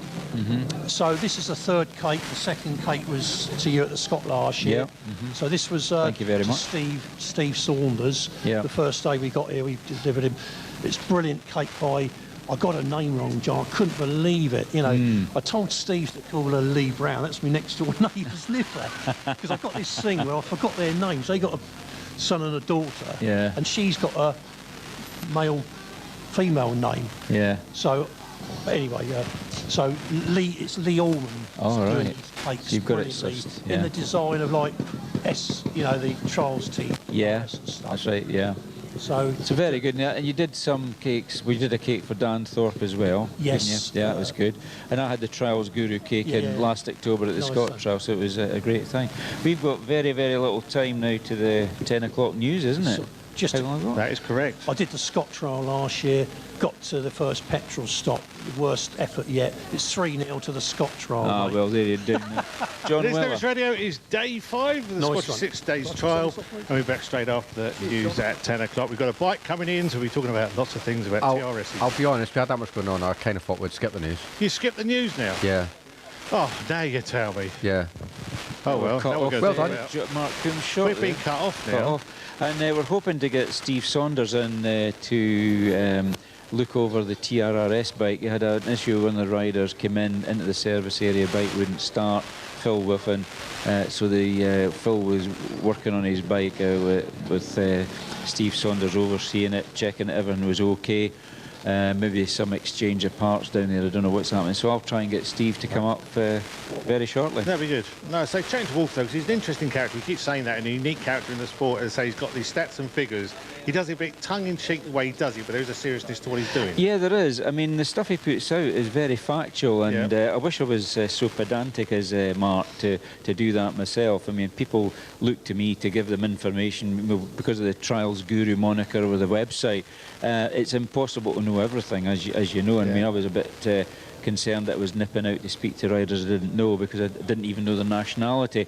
But no, Mark comes out with some really interesting bits and pieces. He sent me some stuff the other night which I meant to try and save on my phone, which I forgot to do. But he'd worked out, how many rides people had. Apart from that, that's all in the programme. But more importantly, the percentages of all these things, it does actually have some bearing on what actually happens, Absolutely. So sorry to cut him off there because I just assumed we'd go into the news. Sorry. So did I. But anyway, Mark's away to do a bit of spectating today and he might be around recording. again tomorrow. He comes in and out, doesn't he? He does actually. Yeah, he's been in a few times this week, but we just got missed him by the timing side of things. But it's good that you had a chat with him, and I was speaking to Jonathon Hart. I called him Jonathan Day. I don't know why. Probably because of Stew Day being in yesterday. So Jonathon Hart from Jahama Estate with some really interesting subjects we were touching on there, and I'm a bit more au fait with what's going on in the Kinlochleven area now. But yeah, it's all about working with landowners and the way everything's managed nowadays. And it was a good interview you had there with David Dignan, the Clerk, the Course, and Jonathan. Clerk, the Course, and landowner together on Nevis Radio. Where else would you get that? Never done it before, so it's really nice. And Jonathan was quite keen to talk with Davey on air and actually do a public thank you as a landowner. That's right. Using the land but doing it respectively. Because it's managed properly. It's managed properly. That's what it's all about. It's a tough one, isn't it? And that's why every year we always say, no, don't follow the trial round the motorcycle. It's not really the way to do it, because these landowners only give permission for the riders to go off-road and their officials of the trial. Yeah. Everybody else has not got permission to go, wherever they want down here. It's not a roving commission. And that's very important, because it is an illegal act to take a motorcycle or a vehicle off-road without suitable insurance and permits and all the rest of it. And as you know, we've said before, down in the Kinlochleven area, you actually need 2 sets of permission. You need permission from Nature Scot, because it's running the SSSI, and you need permission from Jahama. And one won't give permission without the other. No. They need to know, and they contact each other. They talk to each other and say, have you given permission to the Scottish 6 days for this? Yep, no, okay, fine. And that's it. It's then, a dual situation. Well, I've gone down to short sleeves. It got very warm in here. I see that it's getting warm here. It's up to 13.9 degrees. This arm will end up with a nice tan, and this one might not. Who knows?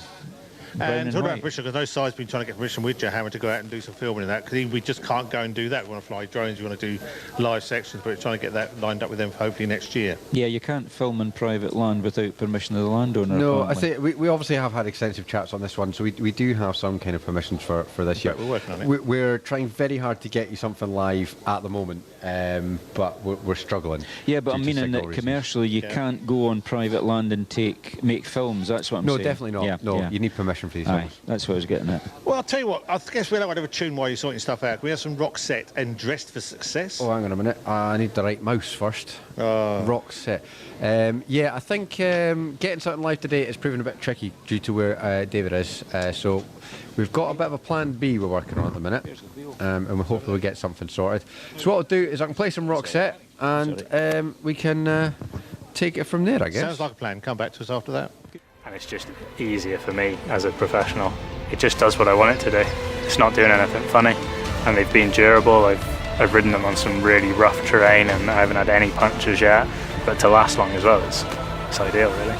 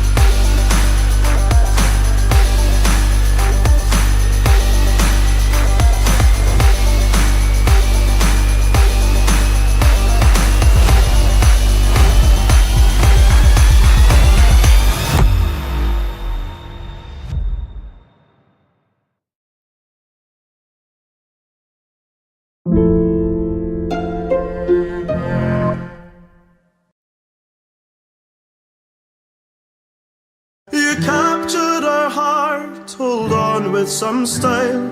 Our Highland religion drip fed as a child. For those who've not seen it, it's hard to explain just how much pride we have in our game. It's the game of the Gaels, the language of our clans. No place for fear to commandeer the heart of the Cammon man.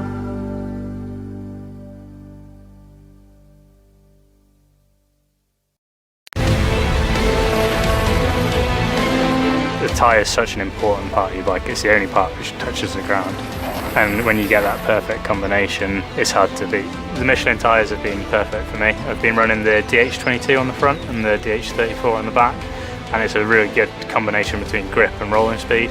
It's hard to find a tyre which has both the grip and the durability and not wear out. It means less tyre changing, less putting air in your tyres, less putting tyre sealant in your tyres, and it's just easier for me as a professional. It just does what I want it to do.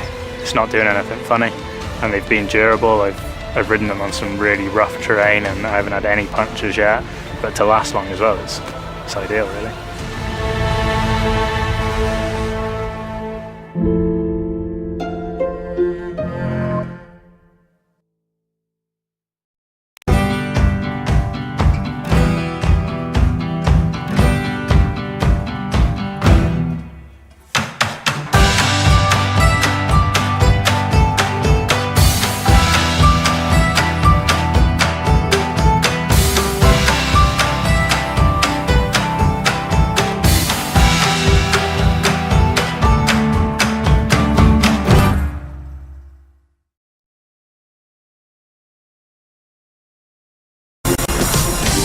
You woke up in the morning with initiative to move, so I make it harder. Hold back, think about it, so maybe you can do it cool and look smarter. The world time has come to.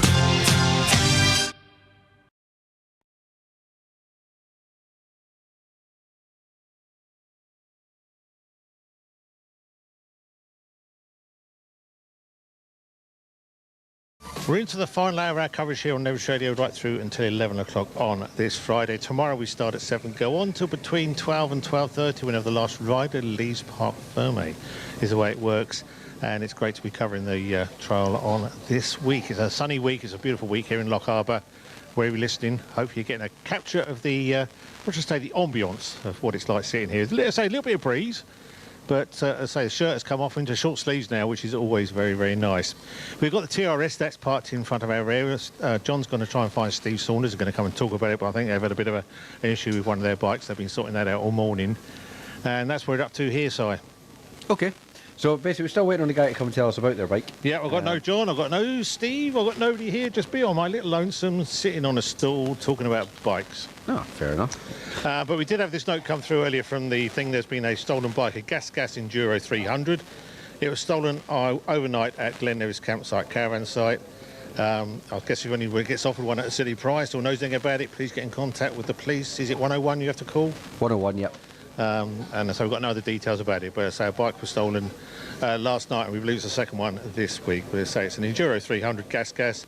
No other details, but it's around the Glen Nevis campsite, caravan site last night, which is a shame because it sort of taints this sort of area with saying, not good news. But I suppose there's so many other people up here as well. It is what it is. Well, I'm fairly sure people in the area will know there's been other things going on in the area the past couple of days as well, which I'm sure will wash out in the news in the There's a lot of stuff happening right now. Yeah. A bit unsettling, but it's still a lovely place to live.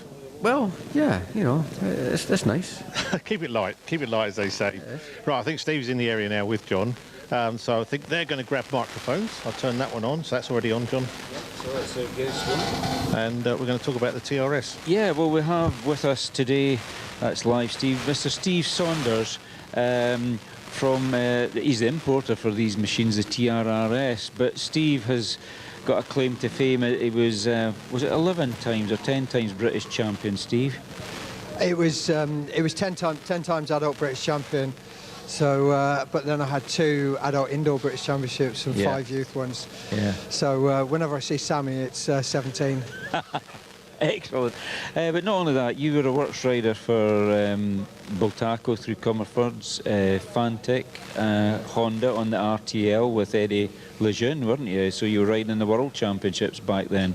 Yeah, absolutely. I had a cracking time during the 80s, really. Yep. Doing World Championships and the Scottish 6 Days and all the other events that go with it. So yeah, I've had a very charmed life, really. And then into the motorcycle trade-in through BVM some years ago with Baron von Milius, wasn't it? That's exactly it. Yeah, Mark. Mark Kemp was his real name, and then the Baron bit came from I think I don't really know where that came from, but relatives or something. Obviously, some sort of lordship type thing. Yeah, but, that's right. But yeah, it was with him when I left school.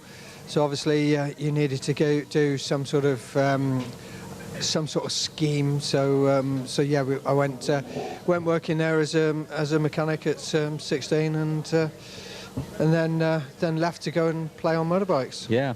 Then you formed SXS, Saunders Extreme Sports, and now importing the TRRS brand, which is obviously headed up by former world champion Jordi TRRS. Yeah, exactly. I mean, Jordi's the main. He's not the main man in the company. The company is owned by a sort of a transport company, basically. Mm-hmm. And the guy there owns obviously multiple companies. So and TRS is one of those. And yeah, Jordi does.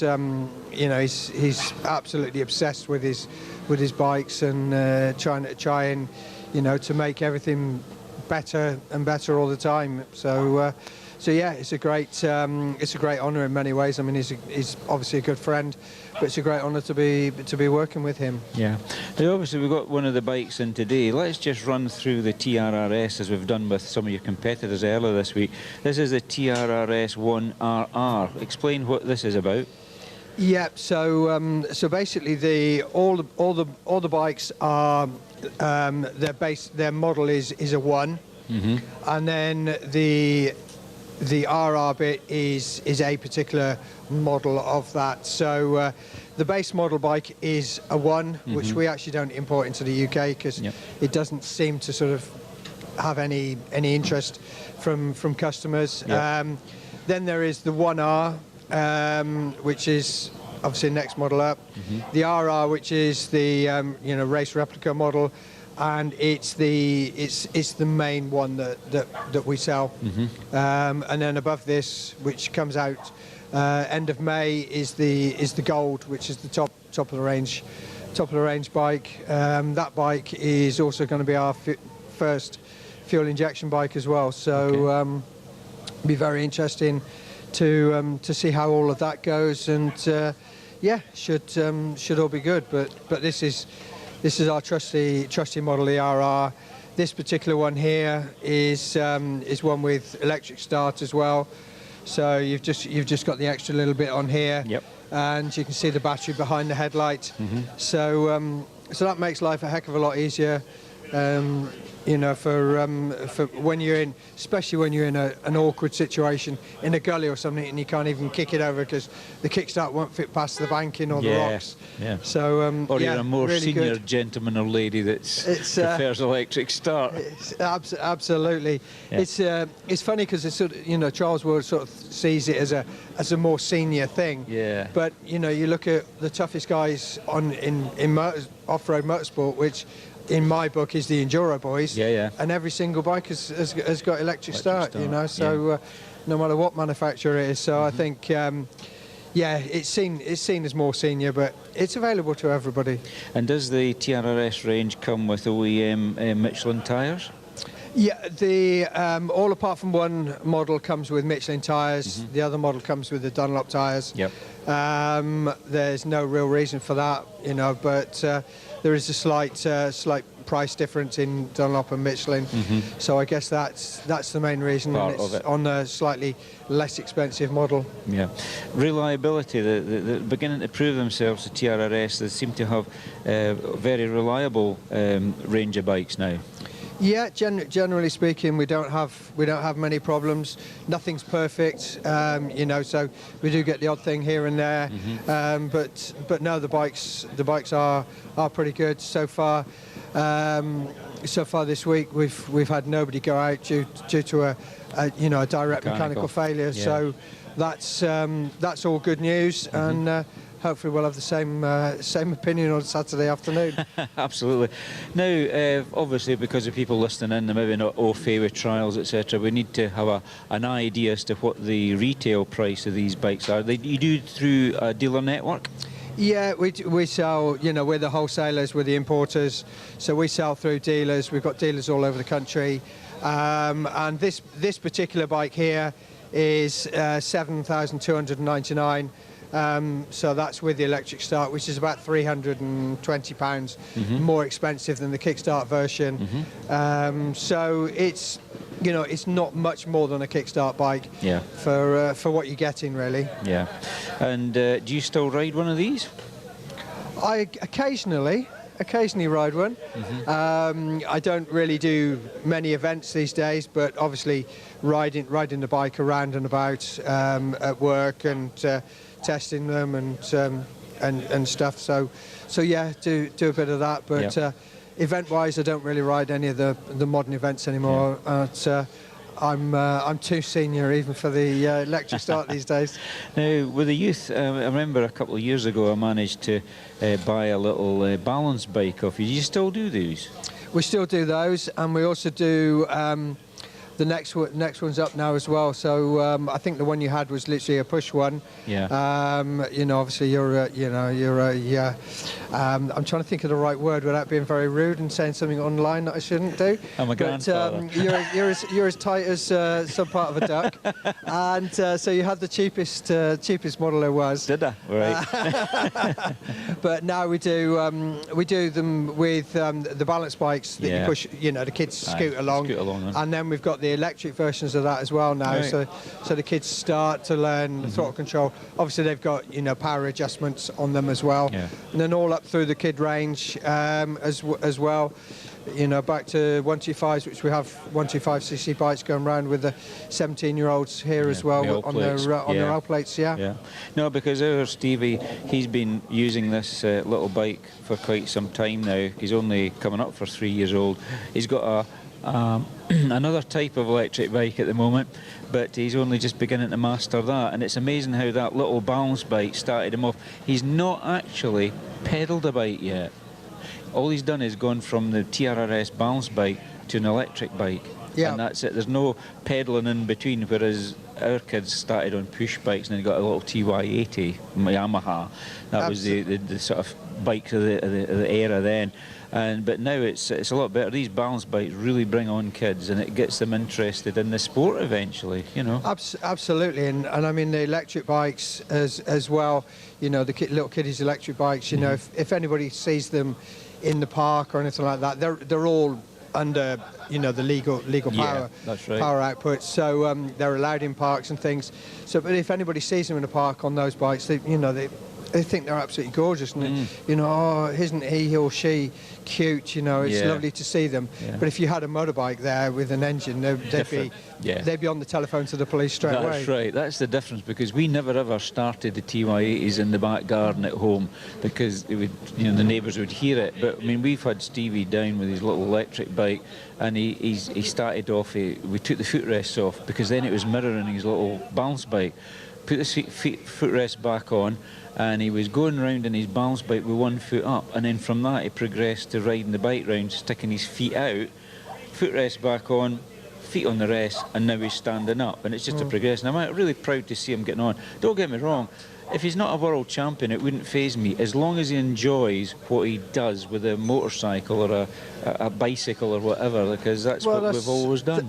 I mean, that's all you can ever want for your children or your grandchildren. That they're actually enjoying whatever it is they're doing. I mean, we're motorcyclists. You know, we would love to see them carrying on the motorcycle sort of you know, track. But whatever it is they do in life, they've really got to enjoy it. And I think the kids do love riding the electric bikes. In fact, his wee sister Lucy May, she's even more keen. I can't get out the back door, but she puts her finger on the door to the garage and goes broom, and she wants to go in and see the bikes and sit on them. But I mean, you started off, your father was a trials rider, Dennis, wasn't he? Yes, he was. Yeah, he was centre champion as well. So I mean, obviously, I was out and about watching him, and I was extremely lucky as well when I was a kid, because my parents had a really good friend who bought me my first bike. My parents weren't particularly wealthy. The friend bought me the first bike, and I started riding on that. And then in addition to that, we had over 50 acres of woodland at the back of the house as well. Ideal. Which I pretty much spent all my childhood in, you know, and I learnt a bit of landscaping as well, because I used to take the shovel up there and dig myself some bigger holes and make the tree roots a bit bigger. You were just too keen, weren't you? I was too keen. Yeah. But it's yeah, we've always said this. When I was a youngster growing up, there was things going on, you know, with drugs and stuff like that. Even back in my day, my mother and father knew that all my pocket money went on petrol and bits from a Dalesman Puch, and they knew that where the money was being spent. It was the same with the Allen brothers, Jim Allen, Vic and Robbie. The old mother Allen, Mrs Allen, was quite happy because all her boys, she knew where they were. They weren't out drinking, they were spending money on their motorbikes, and it kept it right. Yeah, absolutely. I mean, it's more and more difficult to avoid some of the pitfalls in life at the moment, you know, especially for the kids. So, you know, having them with a sport, whether it's whatever that sport might be, you know, and keeping them out of harm's way of some wrong things. I agree. Is what we need to do with them, really. Absolutely. Now, where you say you're not on a bike so much now, you were across on the Emerald Isle recently, though, weren't you? I did. Yes. Last weekend I was across in Ireland, and I rode what used to be the World Championship in Ireland, the Hearst Cup. Yeah. And that was absolutely fantastic. So the first time I ever went there was 1983, which was riding a CCM Armstrong. Oh, yeah. And a friend of mine, Simon Anderson, had a very, very nice updated version of it. And I took that across, and I had an absolutely fantastic weekend. And Andy Perry and all the guys across there did an incredible job of not just putting on a trial, but they put on a nostalgic weekend. Very much so. And of course you took top honours there, didn't you? I did. It cost me a fortune in observers, but yeah, I managed to scrape it in the end. Yeah, well, I don't believe that at all. I think you won it fair and square, but it was a Clandyboy Estate, wasn't it? The same place? Yeah, it was the Clandyboy Estate, and some of the sections were actually the sort of original sections from back in the day. So it was just, yeah, I mean, it just took me back to being in my early 20s again. Well, of course, the guy that actually won the 50 years ago at the Hearst Cup was the start of the World Championship. It was actually Dave Thorpe that actually won in the Bultaco. Absolutely. Yeah. What a guy Dave was. And I haven't seen Dave this week, sadly, but you know, he's still around at virtually every trial with his son Dan. Yeah. Absolutely incredible jump. And of course he was one of these lucky recipients of a Trials Guru Trial Legend Cap, one of the 25 that we did. You're even higher echelons. You've got the white cap because you're a 6 days trial winner, and you're a trial winner VIP, aren't you? Well, I would expect the best one from you, John. Well, there you go. So no, it's good because you know, Dave Thorpe's been around for so long and still enthusiastic about the sport. No two ways about it. These guys didn't disappear, and you know what? They maintain their schoolboy enthusiasm about motorcycling, don't they? Yeah, it's. I mean, you know, the sport itself just gets into you, and you know, I mean, you look down all the importers of the bikes and things, and everybody doing the servicing, and we're all well, some of them are younger than us, but the rest, you know, it's all people that have had their time riding the bikes and now we're still there. Yeah, that's you know, right. we're still there trying to support and enjoy the bikes. You know. Yeah. Now, John Weller, you want to have a quick word with Steve, seeing he's come in to see us with the TRRS. I mean, he's got his job to do, but he's also a big enthusiast of the sport as well. Hi, Steve. Thanks for joining us here on Nevis Radio. Yeah. I've got a silly question. I love silly questions. Do they just come in a crate and you take them out of the crate and they're ready to ride apart from fluids? Is it as simple as that? Almost. Yeah. Yes. Yeah. They come in a crate. You take basically the cardboard off the top. The bikes come out. You have the handlebars are off the bike. Yeah. They have to go on, and then there's a few bits and pieces with the electric start. You obviously have to put some of the wiring together. Otherwise, they'd be live whilst they're in the crate. But you know, and then just check, because you know some of the transport companies sadly don't do the best of jobs, and you can get the crates upside down and things. Yeah. So you have to check all the fluids. But that's really all there is to it. You know. And what, they're on It's 6 not volt circuits? Something like that, what they're running on? 12 volts. 12 volts. 12 okay. volt. Yeah. So and there's a little battery hidden away somewhere, I guess. Then. Yeah, the battery for the electric start is That's behind it the there? headlight. That's it Wow. there. So if I turn the handlebar slightly, you can see the plastic there. My goodness, they've So changed. That's the wonders of lithium. Yeah. Yeah, So technology has made a big difference then. it has. Yeah. So yeah, absolutely brilliant. So Of course, people think electric starts and water's not a good thing, but they're so well sealed, I'm assuming, these days. Well sealed. yes, I mean it's not a problem with the water. That's for sure. You're not going to come out with your hair standing on end.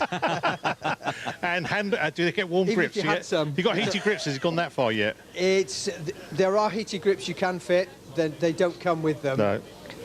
But I mean, you know, we're in the Bahamas this week, aren't we? I'm going to say. So when did you last see it like this up here? When was the last time you saw it? 2017 was a bit like this. Yeah, it has been, but I mean, never as fantastic as this, I don't think. I mean, it's just incredible. Anybody coming here for the first time really is going to have a shock when they come back on a real 6 days week. Yeah, no, you get the odd 1 or 2 days. Pictures of Steve almost underwater on the Cumberfordsville tackle, and he said, "I don't think that's me. I don't think I'd be doing that." And we proved it was him, but it was just a wet week, and the bike was almost completely underwater at the point where he dragged it out. You know, but you've done a few wet Scottishes, I'm quite sure, Steve, under your belt. Absolutely. 24, 25 wet Scottishes and one 1986. I'm sure you can remember that far back. Yeah. My goodness, that was a wet year where really we'd have been much better off with a jet ski than a Charles bike. But yeah, exactly. But that's, you know, I mean, the basic attention that I paid in geography was the big hills create water. You know, we've got plenty of big hills around here. Yeah. And whiskey. And whiskey. Don't forget the whiskey. Got to get in there. But it's great catching up with all the different manufacturers and importers in this week. Yeah. I think it's quite important to actually see the variations in the bike, see what's developing. Obviously, electronic ignition seems to be the big thing which people seem to be changing and going over to now. Yeah. But no, it's great to see it all evolve and where it's going to go forward. And where is the big step forward? I don't know nowadays. Well, no. So we're talking about the old battery electric bikes, but that's... Well, you've got now the TRRS are going looking down the road of electronic fuel injection, and that takes away the carburetor. So it's the way that things are progressing now. That's it. Yeah. Little boxes making it all work. Yeah, absolutely. I mean, it's, you know, the reality is a carburetor is the simplest version and the easiest version to fix if you've got any problems. Yeah. But you know, we cannot, you know, basically there's a new Euro that everybody has to pass in January. Emission standards, isn't it? Yeah. Emission standards. Yeah. And you simply can't do that with a carburetor. Well, we don't know a way of doing it. Somebody else might, but so yeah, it's got to go in that direction. And then, how long is it before we're all electric? You know, it's yeah, that will be fairly soon. I think that will take a big step forwards. As it says on your machine, ride to the next level. Yeah. Says it on there, must be right. You've got to have a slogan. Absolutely. That's what we're going to try here at Nevis Radio. Take to the next level, in that right, Si? That's it. We're frantically trying to do that at the moment. You're still trying your bits and pieces back there, are you? Yeah, we've got some things. I Maybe. would just want to have ridden to the level of Steve Saunders. I would have been quite happy with that, but Well, I never guess ever achieved Should it. we get a tune from Steve? What Yeah, sort of why music not? do you like, Steve? Oh my goodness! Come on, don't say ballet. You could have preempted this. No, one. no, we don't do that. Bit of Frank Sinatra or something. Yeah, we can do Frank's My Way. Regrets he's had a few. My way. Frank Sinatra, My Way. There you go, that'll let's have do. A bit of that. That shows my age, I'm doesn't looking it? for a mouse. However, I must say though, I think it's less Bahamas, more Jahamas. Get on with the tune and come go on. away. I work in advertising. You know what I mean? You got to get it right. Right, Frank Sinatra. That's under F. There we go. We can do that. Going to go for it. He's going for it. man. Yeah, good lad. My Way. Right, we can do that. Here we go.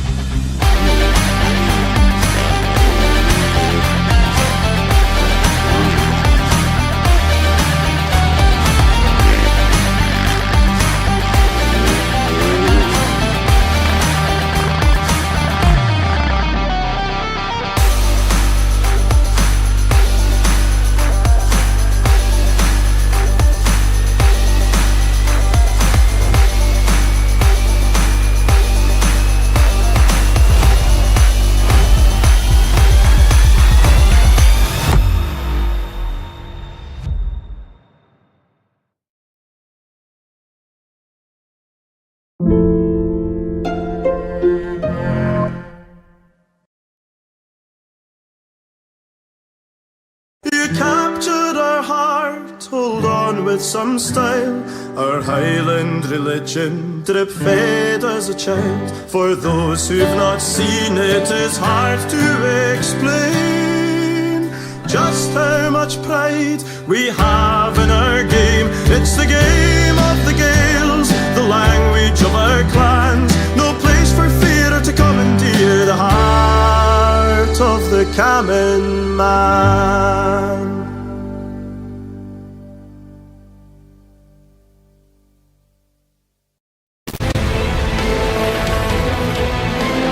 The tyre is such an important part of your bike. It's the only part which touches the ground.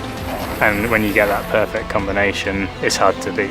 The Michelin tyres have been perfect for me. I've been running the DH22 on the front and the DH34 on the back, and it's a really good combination between grip and rolling speed. It's hard to find a tyre which has both the grip and the durability and not wear out. It means less tyre changing, less putting air in your tyres, less putting tyre sealant in your tyres, and it's just easier for me as a professional. It just does what I want it to do. It's not doing anything funny, and they've been durable. I've ridden them on some really rough terrain and I haven't had any punctures yet, but to last long as well, it's ideal really.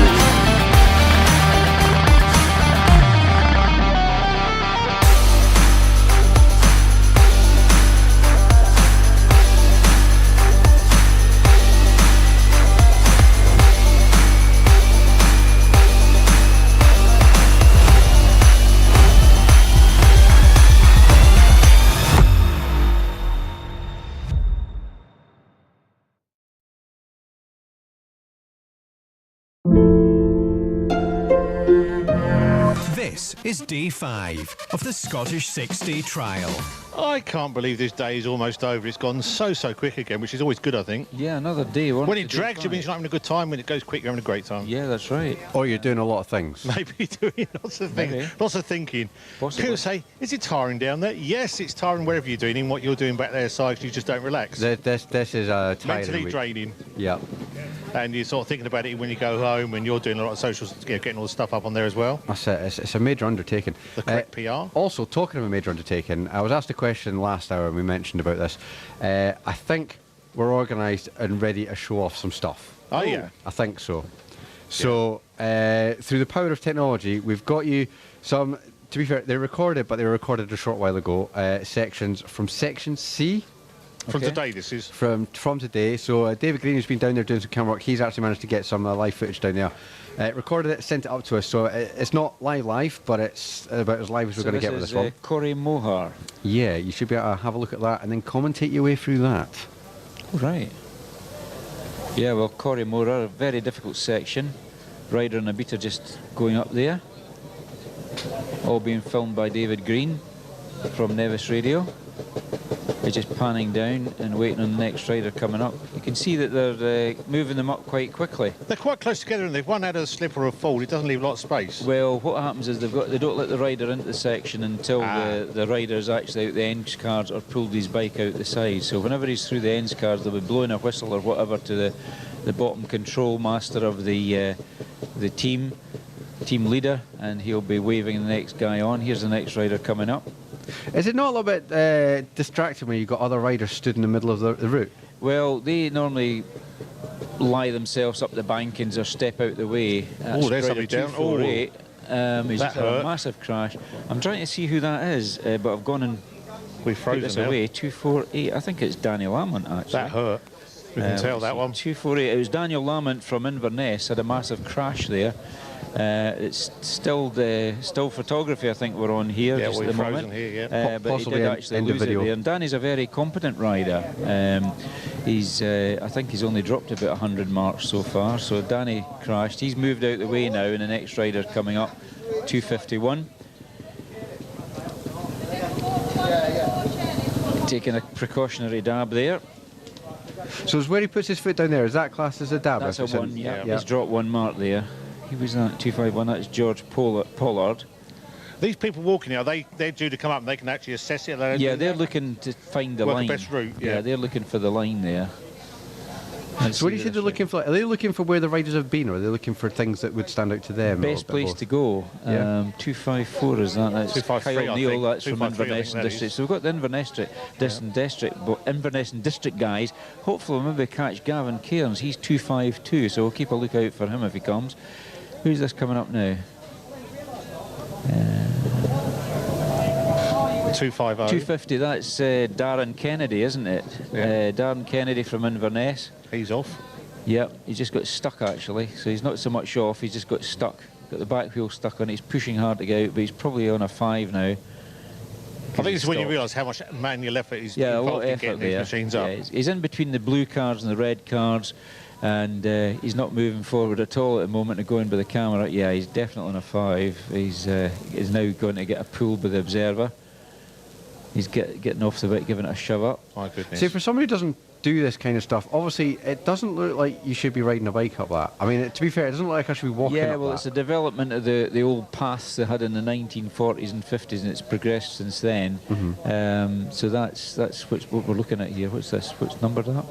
That's 255. That's Liam Brown from the Camel Vale. He's from the southwest of England. He's got up for a couple of dabs. Foot down, it might look maybe easier. 3 there, before he goes through the ends cards. So you've got a start cards and you've got ends cards, and that's where they're scored in between. The front wheel spindle going into the begins card, that starts your run, and the observer's watching you till you get back out. 243, is it? That's 243. That's Kyle Jacobs from Camel Vale, another southwestern rider. They're on the same group as the Inverness and District guys, so it's northeast and southwest are all coupled together in this group. So when they arrive in a section, they're all sort of held in a holding point? Is that what they do? Well, they're just held at the begins cards. Yeah. Who have we got here? Not a bad ride. Who's that? 248. No, this is a repeat. This is the repeat of Daniel Lamont. That was Danny's crash. Yeah. So that's Daniel Lamont suffering for the second time there. So I think that's the end of Seen his that. pain twice, not Yeah, good. that was good because it got some of the guys that actually are in our club. And Danny has been our club champion a few times, and normally picks up his class win for the year at Inverness District. But he does national trials. He figures in the results of the Scottish Trials Championship. So these are fairly good riders you've been watching, but for a fairly tough section. It looked really hard. The gentleman that fell off there at the end, that looked quite painful. Have they got body armour underneath their kit? Some riders use back protectors. Not everybody does that, but certainly a few years ago, Joe Spivey managed to avoid a life-changing injury. If he hadn't have been wearing a back protector, he would have suffered serious back problems. So I noticed at the pre-65, Brian Morrison, a former endurance racer for Suzuki, he was riding with a back protector because obviously coming from the racing fraternity, he prefers to wear a back protector. We've got some more footage on there. Yeah, this is courtesy of the SSDT live feed. This is actually from Chairlift. Chairlift, well, that's today then. Well, that's good. This was not long ago as well. This was about 10 minutes ago. Brilliant. So we're getting a view of the crowd there. So it's interesting for people who look at this after the day's run. Who have we got here? Looks like 213. Yep. 213. On a different page here. 213 was Andy MacDonald from originally from Lochaber, now lives in Bathgate, West Lothian. Andy's family steeped with motorcycling, of course. His grandfather was Davy Hogg, who rode for the James factory. His other grandfather was Hugh MacDonald, who also rode locally here in Royal Enfields, etc. 212 just went up there, was it? Yeah. That's Andy Rose from West Lothian, but he's entered under Lochaber District, but he's from the Bathgate area. There's a Lampkin going down the section. I think that's Fraser Lampkin, who's more into enduros. I believe this was about 20 minutes ago. Yeah, Fraser Lampkin, of course, is the son of Dougie Lampkin, 12 times world champion and 13 times winner of the Scottish 6 Days Trial. Yeah, chairlift always takes a few marks off them. It's quite a tricky section. But a typical Scottish 6 days section, as we would say nowadays. Yeah. You're talking about that doesn't look right to ride a bike up. You know, there used to be mainly like paths that they rode in the 50s. When you look at the old footage and the old pictures, that's Connor Payton from Dunfermline on a Scorpio just going up. And that's Alfie Lampkin studying the line, seeing which is the best way to go, which rock to pick up on.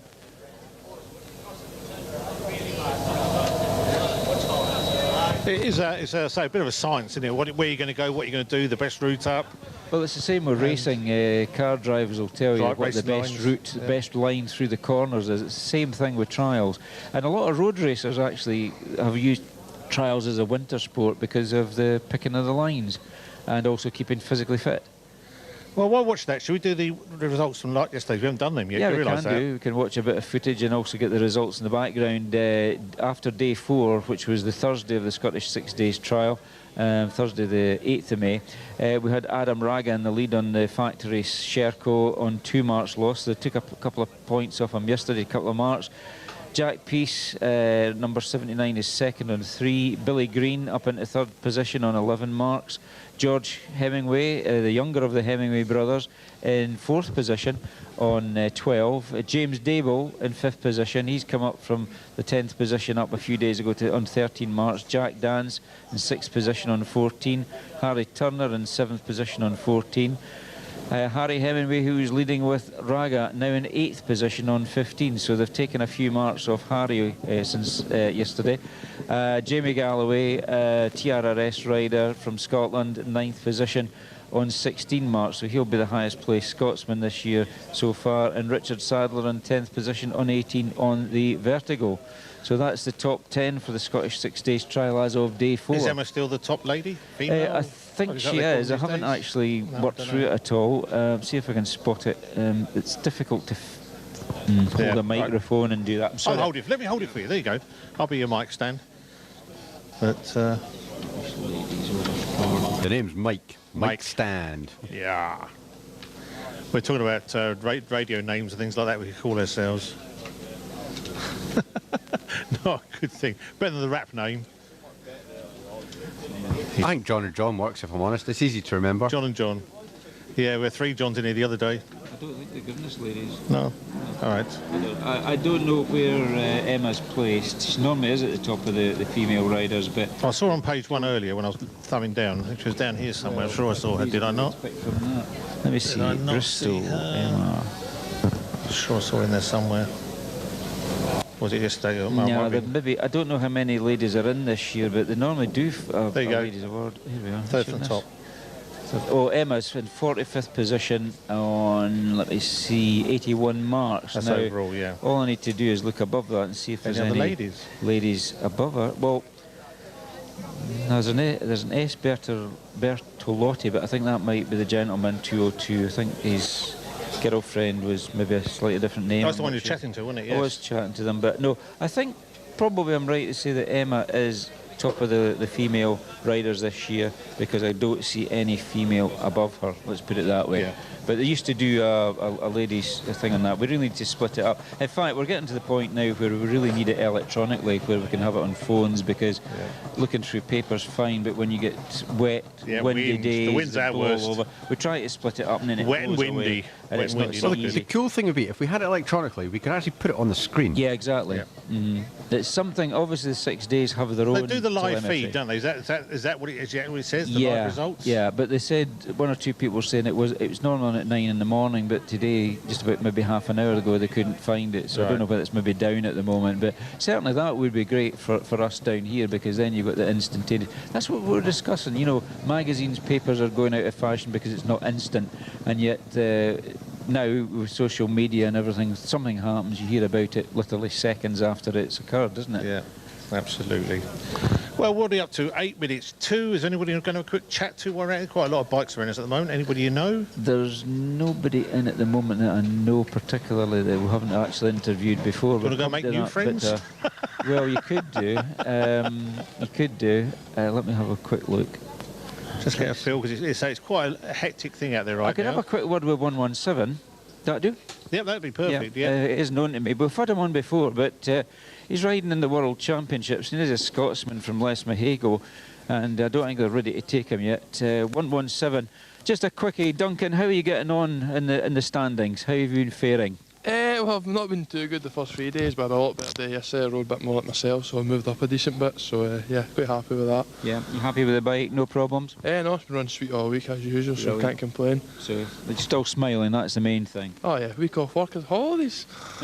Can't be bad. When's your start time? Are you just about to go up? Just about to go now, a couple of minutes, so yeah. Good, well we'll let you get on with it. So that's Duncan McCall from Les Mahago in the civil engineering.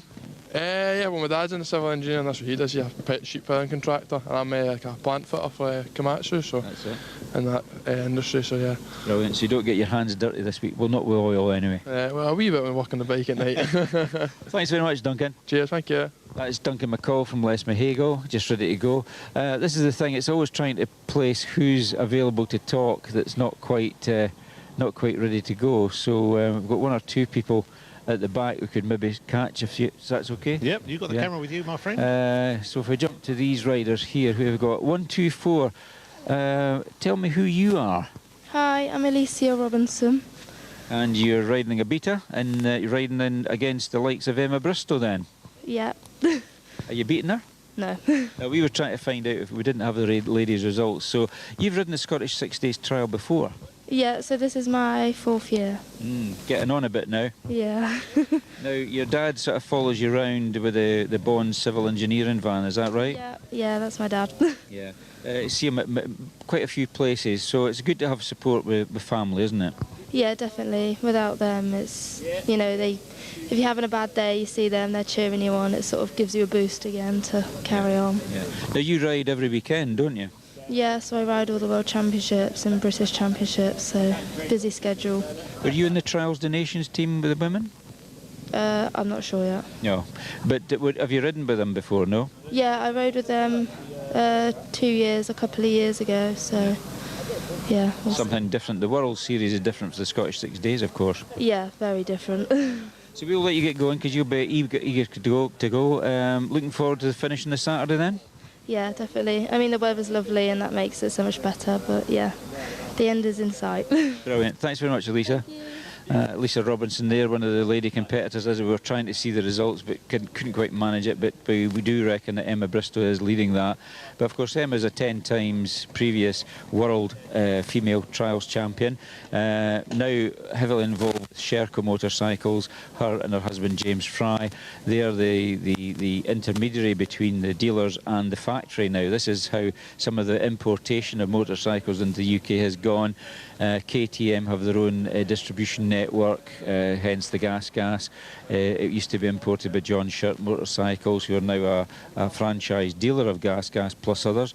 And obviously the Shercos, they deal direct with dealers in the UK now as well. So it's all good, it's all change, and that's what happens all the time. Here's a question in the mix. Right, you've got ladies involved with the sport. Comfort breaks. So it's easier for guys. How do the ladies deal with that? Is that a silly question?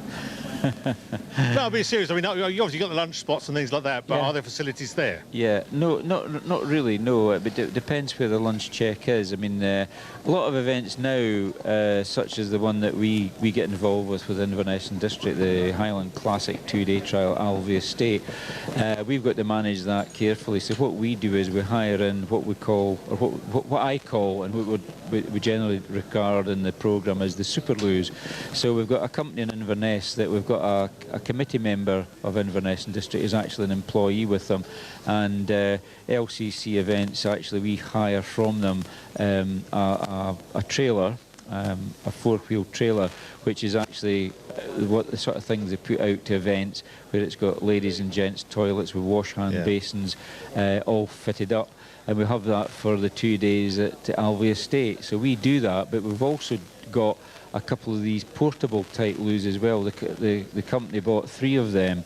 Unfortunately, Alvey Estate had a shed fire, a big biomass shed went up in flames. Unfortunately, we parked one of our portable WCs right beside it, and that was burnt to the ground, so we lost that in the fire. But we've still got 2 down there that we maintain from the club. So even for club trials down at Alvey, we've got toilet facilities. Up here, it's a little bit different. It's disappeared behind a tree time. You know, obviously it's easy for guys, but ladies, you know, it's not quite so easy with. Well, the chaps that are riding are all gentlemen. So I remember, I'll tell you a funny wee story about that. Mick Wilkinson, one of the Wilkinson brothers, he was riding in the Scottish in 1978, and he happened to have a number right next to Debbie Evans. And Debbie's husband now, Lane Levitt, who was an AMA trials champion, national trials champion, he gave Debbie some advice. They were boy and girlfriend at the time. He says, look, you're riding beside Mick Wilkinson and Rob Shepherd. Stick to these guys like glue. Don't let them out your sight, and that way you'll always be in time, because Mick Wilkinson was an international 6 days trial rider for Great Britain. So they set off, they were riding round the hills, blah, blah, blah, and it got to a point one day where Mick was needing to go to the loo, and that happens out in the hills. Even hill walkers will tell you that. So he kept riding along, so he put on a bit of a sprint, got quicker and quicker, and he kept looking round, and Debbie was right behind him, sticking to the back of his bike, basically. So he eventually pulled in and basically said to her, look, would you mind clearing off, because I'm needing to go to the loo. Oh, you want to take a whiz? Oh, okay then. So she sort of rode about 10 feet further forward and waited till the call of nature. So that's a true story, that, and it was Debbie that told me that herself. Do you remember the route off the top of your head for today, or do you want to come back here? We literally got a minute to go. Roughly, the spectator sections today are Barhouse and Chairlift out by Glencoe. The chairlift sections are up at the Glencoe Mountain Resort near there. There's a car park there and a shortish walk out to the sections along the old military road that General Wade built many centuries ago. And then they're down to the lunch stop at the Black Mount. Not really much to see there. It's probably just support teams that will call in there, and then they go over to Gorton. But mainly the spectator section, the first riders there, I think it was about 5 to 2, I think. That's Ferset out at the little hamlet up the road. I'll tell you what, Speed it's been a Bridge. great day, John. We have run out of time. I've been John Welly, you've been John Moffat. Simon Abley back at the studio. Thank you very much. Dan in the van and Robbie the cameraman. We'll be doing it all again tomorrow. From 96.6 to 102.4 FM, this is Nevis Radio News.